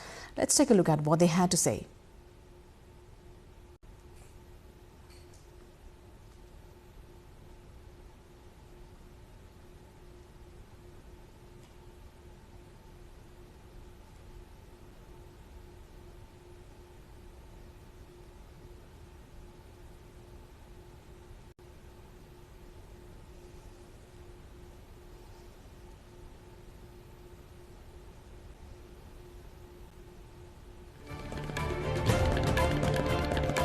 Nekapa UML जति बेला सरकारमा बसेको छ सरकारमा बसेको बेलामा एकदम राम्रो काम गरेको छ बरु त्यो राम्रो गरेको कामलाई जनताको बीचमा जसरी राम्रो प्रसारण गर्नुपर्ने थियो त्यो चाहिँ कम भएको छ मलाई लाग्छ यो चाहिँ नै नेतृत्व परिवर्तनको लागि एउटा एमालेलाई राम्रो अवसर पनि थियो तर सायदै गुमायो जस्तो लाग्यो मलाई किनभने केपी ओलीले विगतका दिनहरुमा गरेको कार्यहरु त हामीलाई सबैलाई अवगत नै छ उले के सम्म गर्छ कस्तो तानाशाही गर्छ भन्ने कुरा सबैलाई जानकारी छ समाज एक ढंगले भाँडिएको जस्तो स्थिति भइराछ यहाँ कतिपय आन्तरिक समस्या र कतिपय बाह्य पनि समस्याहरू छन् तिनलाई एकसाथ समाधान गर्न र अहिले देखिएका समस्यालाई चाहिँ एकमुष्ट ढंगले समस्या समाधान गर्नको निम्ति हाम्रो समस्या जानेरी हो त्यो समस्या समाधान गर्नको निम्ति त्यस खास किसिमका योजना बनाएर अगाडि बढ्न जरुरी छ दलहरुको काम कुनै पनि मन पर्दैन हामीलाई मान्छे मन पर्दैन मान्छे नि राम्रै हुन् राम्रोलाई मान्छे चाहिँ राम्रो हुन् काम चाहिँ राम्रो छैन सोचेर आयो भने राम्रै छ जिते पनि खुसी नजिते पनि हामीलाई त्यो मतलबै भएन राम्रो गरे भने अझै पनि राम्रै भन्छौँ आम कार्यकर्ताले जुन एउटा म्यान्डेट दिएर अहिले नयाँ नेतृत्व सहितको जुन टिम लाई कामको जिम्मेवारी दिएर पठाएको छ र अब इमानदारका साथ अब यो देशलाई समृद्धितर्फ लानको लागि र जनताको इच्छा आकांक्षालाई चाहिँ मध्यनजर गरेर अगाडि बढ्नुपर्छ र यो राष्ट्रिय आकांक्षा जुन छ यसलाई मतलब लेखाइमा यो कापीमा मात्रै हैन यसलाई चाहिँ यथार्थमा यसलाई चाहिँ कार्यान्वयनमा लानुपर्छ भन्ने कुरा लाग्छ। नेतै मात्रै चेन्ज भएर जनतालाई दुःख पाएर भएन। जनताको लागि गर्नु पर्यो, राम्रो काम गर्नु पर्यो, देशको लागि पनि गर्नु पर्यो, हो विकास गर्नु पर्यो, हो जनताको लागि अब रोजगार यो सबै सुविधा जनताले के खोज्छन् त्यो जनताको लागि गर्नु पर्यो। We'll take a quick break. Once again, more news coming up.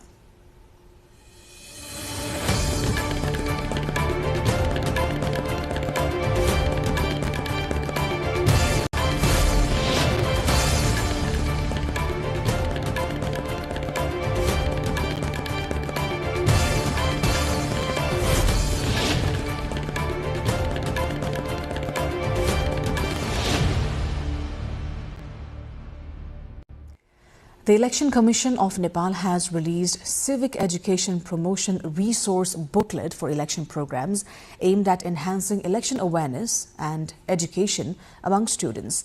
The 2082 edition, intended for social studies teachers, focuses on election education and information expansion as infrastructure for free and fair elections. It is available on the Commission's official website.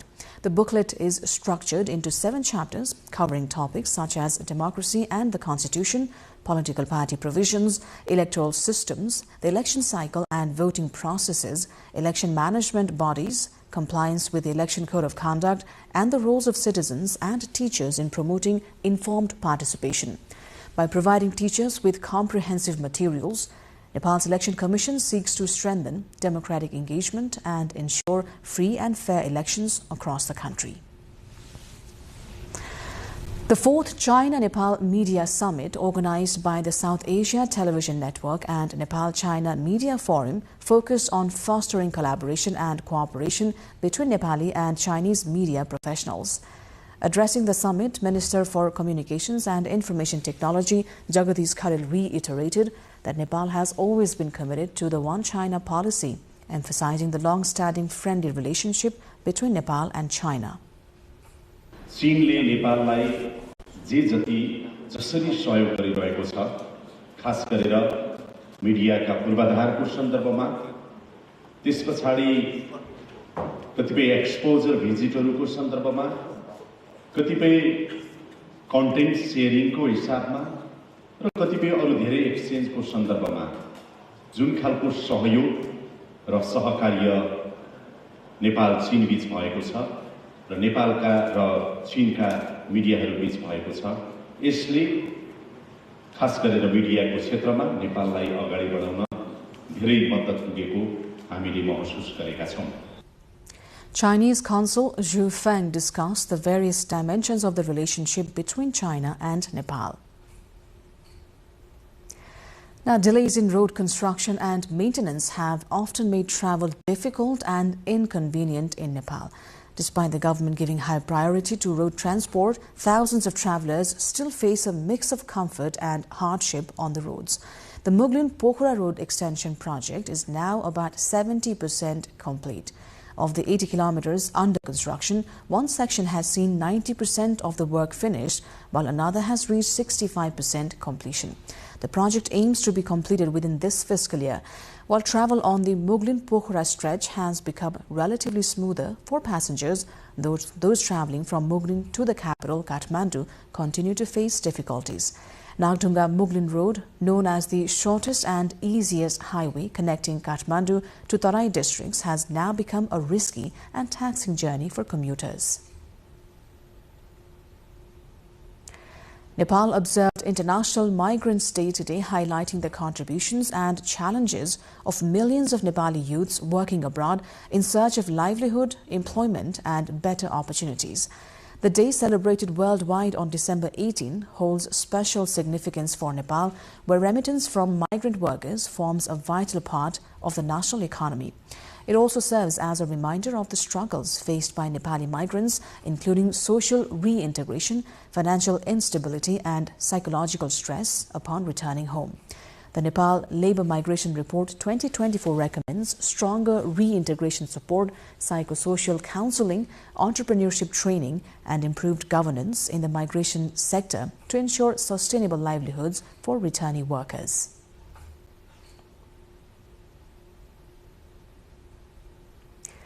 As the world marks International Migrants Day today, the story of Taksar Bazar in Bhojpur, eastern Nepal, offers a local reflection on migration's impact. Once a bustling center of metalwork and trade, Taksar hosted hundreds of workshops and supported entire families through its thriving industries. Today, however, only 5 metal workshops remain. Migration alongside the closure of local industries has emptied the streets, leaving the historic bazaar eerily quiet. Rosina Rai brings more. Taksar Bazar in Nepal's eastern Bhojpur district, once a major industrial and commercial hub, holds a unique place in the country's economic history. The name Taksar, meaning coin minting factory, reflects its historic role in minting coins during the Rana era, alongside its rich cultural heritage. For centuries, Taksar Bazar functioned as a center for metalwork and trade with India and Bhutan, playing a vital role in the regional economy. Its industrial journey gained national prominence after copper and iron ores were discovered almost 2 centuries ago, establishing the area as a key site for mining, minting and metal-based industries. व्यवसाय त 100 वर्ष भइसक्यो उत्पादन भएको तपाईको एउटा एक पुस्ता 2 पुस्ता 3 4 5 पुस्ता भइसक्यो मसँग हैन अब के रे नयाँ पिढीहरुले यसलाई चाहिँ ध्यान नदिनु भन्नु पर्ला तर त्यो के भने हाम्रो अहिलेको अवस्थाले हेर्दाखेरि यो बङले गर्दा ठिकै मात्रै हो.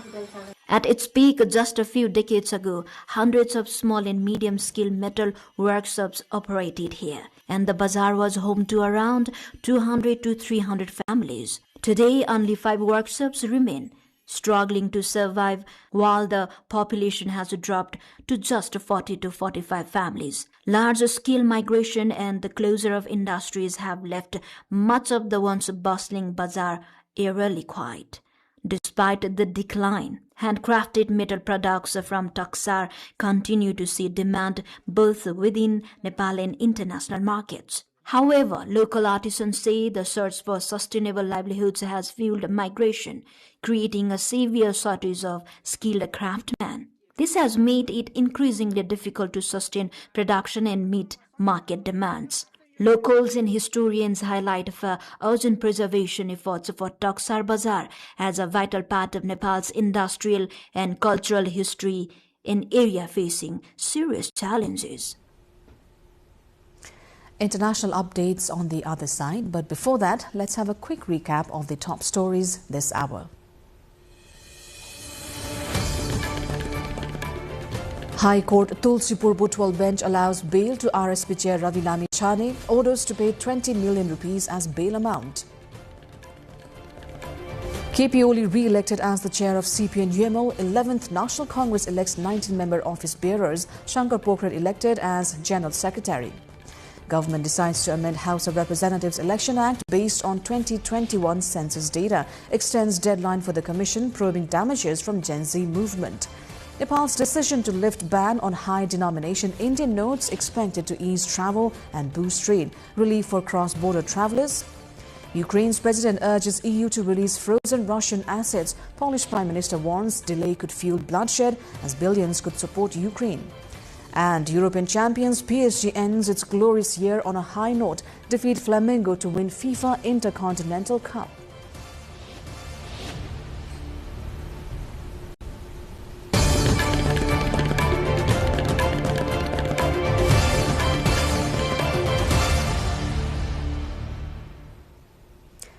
A memorial was held at Bondi Beach, Australia, to honour the victims of Sunday's deadly attack. 15 people were killed when gunmen opened fire on a Jewish gathering celebrating the first day of Hanukkah. Attendees sang songs and offered prayers to remember those who lost their lives. A rabbi addressing the crowd vowed that steps would be taken to ensure such violence does not happen again. The attack has deeply shocked the local community and drawn national attention to security at public and religious events.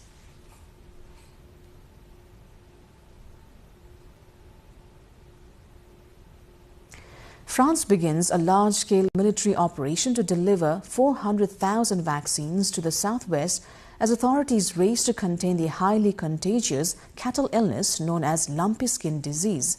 The doses flown in from the Netherlands to Rennes are being airlifted by the armed forces, with the government aiming to vaccinate all affected herds before the end of the year. Europe is currently facing outbreaks of lumpy skin disease, LSD, in countries like France and Italy, prompting culls and farmer protests.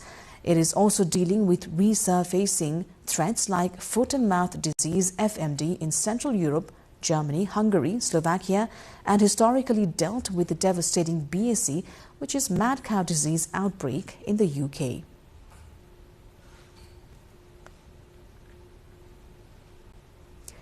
India and Saudi Arabia have signed a bilateral visa waiver agreement to allow visa-free short stays for holders of diplomatic, special and official passports. The agreement was signed by Indian ambassador to Saudi Arabia, Suhail Azaz Khan, and Abdul Mazid bin Rashid Al Smari, Saudi Arabia's Deputy Minister for Protocol Affairs. The move is aimed at easing official travel and strengthening cooperation under India-Saudi Arabia Strategic Partnership Council, further deepening ties between the two countries. Now, visitors to Iran's Hormuz Island were treated to a striking natural spectacle as rainwater, tinted red, flowed into the sea at Sahil Sorg, also known as Red Beach. The phenomenon, captured in widely shared UGC images, is caused by the island's unique geology. Volcanic soils and rocks rich in iron oxide, particularly hematite, wash into the sea during heavy rains, intensifying the beach's natural vivid red hue. This rare sight highlights Hormuz Island's dramatic landscapes, attracting photographers and tourists eager to witness the blood-red waters.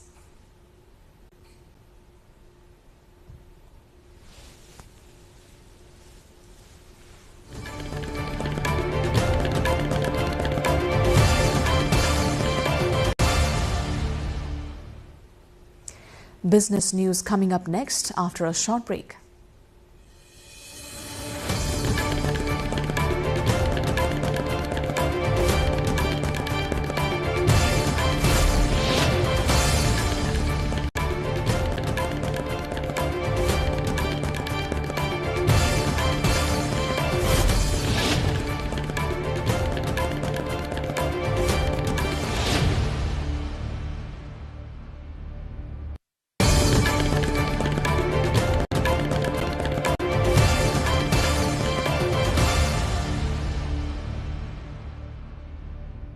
The government of Nepal has decided to lift nearly a decade-long ban on 200 and 500 Indian currency bills. This will allow travelers from both the countries to carry these denominations again.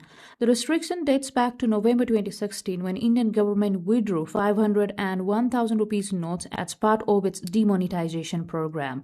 Nepal government endorsed the decision recently, which will come into effect after its publication in the National Gazette, according to Nepal Rashtra Bank's spokesperson Guru Prasad Paudel. The NRB spokesperson, however, clarified that one will be allowed to carry only up to 25,000 of 200 and 500 Indian notes. Furthermore, only Indian currency notes of 200 and 500 issued after November 9, 2016 will be permitted in Nepal.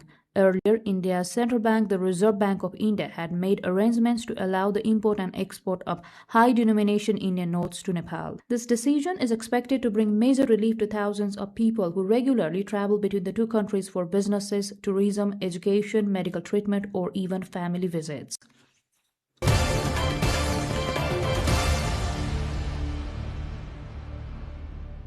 Finance Minister Rameshwar Khanal had said that the country's revenue collection has increased by 10% over the past 3 months, indicating that the national economy is gradually gaining a momentum. Inaugurating the Gorkhapatra discourse organized by Gorkhapatra Corporation in Kathmandu today, the minister said the data from the past 3 months shows signs of economic recovery in Nepal. Lie justify गर्ने गरी तथ्याङ्क गर्ने हामीले केही प्रगति गरेको देखाउँछ। खास गरी अर्थतन्त्रमा आर्थिक गतिविधिहरू चलायमान छन् कि छैन, उत्पादनका कामहरू बढेका छन् कि छैन, आम उपभोक्ताको मनोबल बढेको छ कि छैन भन्ने सूचकहरू मूलभूत रूपमा नेपाल सरकारको मूल्यवर्धित कर राजस्व सङ्कलन, अन्तशुल्क सङ्कलन र कंसार सङ्कलनले सङ्कलित छ। यी तीनटा कुराहरूले The finance minister further said that the government is working in a planned manner to address liquidity issues in the economy and to further strengthen an investment-friendly atmosphere.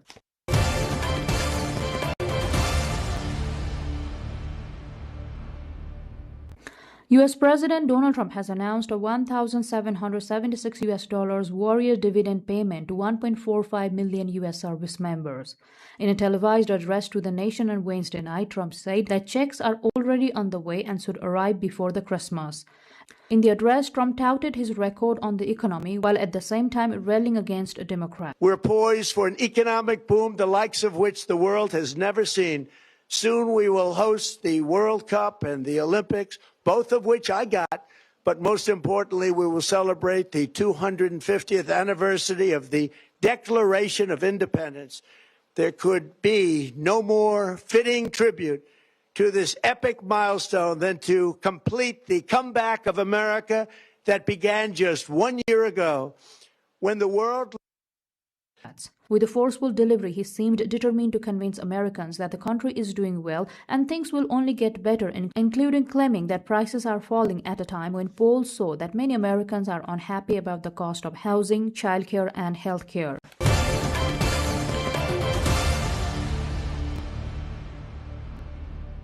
Farmers clashed with police outside the European Parliament in Brussels, protesting the European Union's planned trade agreement with the South American Mercosur bloc, which includes Brazil, Argentina, Paraguay, Uruguay, and Bolivia.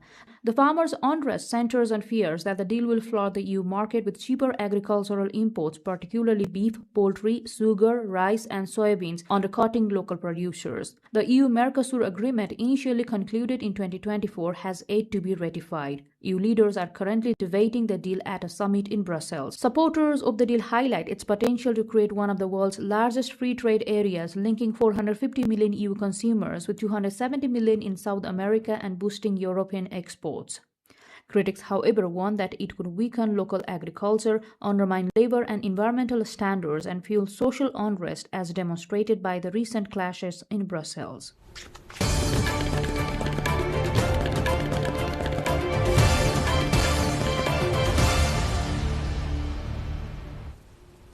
Time now for sports update.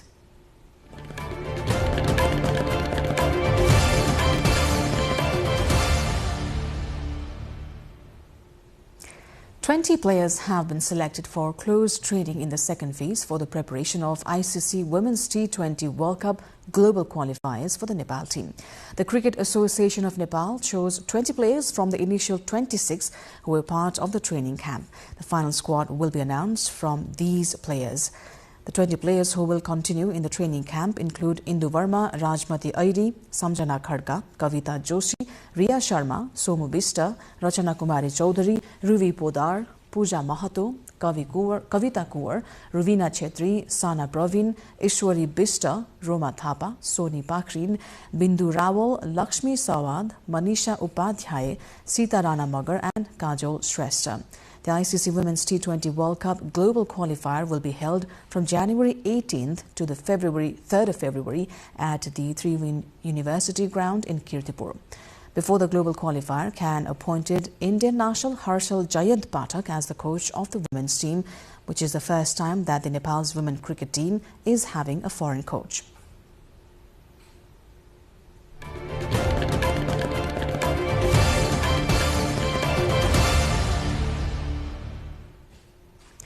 Time now for the weather update, first from Nepal and then from around the world.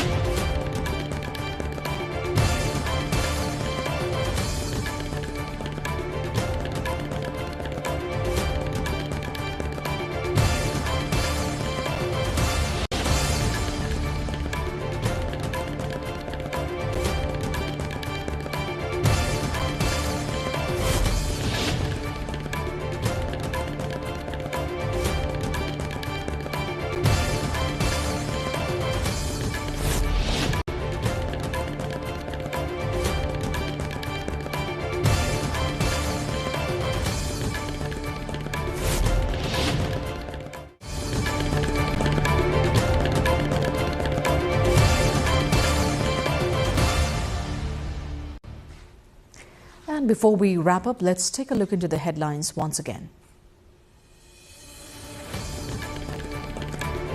High Court Tulsipur Butwal bench allows bail to RSP chair Ravi Lami Chhane, orders to pay 20 million rupees as bail amount. KP Oli re-elected as the chair of CPN UML. 11th National Congress elects 19 member office bearers. Shankar Pokhrel elected as General Secretary. Government decides to amend House of Representatives Election Act based on 2021 census data, extends deadline for the commission probing damages from Gen Z movement. Nepal's decision to lift ban on high-denomination Indian notes expected to ease travel and boost trade, relief for cross-border travelers. Ukraine's president urges EU to release frozen Russian assets. Polish Prime Minister warns delay could fuel bloodshed as billions could support Ukraine. And European champions PSG ends its glorious year on a high note, defeat Flamengo to win FIFA Intercontinental Cup. That is all for the moment here on NTV World News Hour. Do join us through our social media pages and also visit our official website nepaltelevision.com for more updates. I'm Sarah Sapsanamarai. Thanks for joining us. Good night.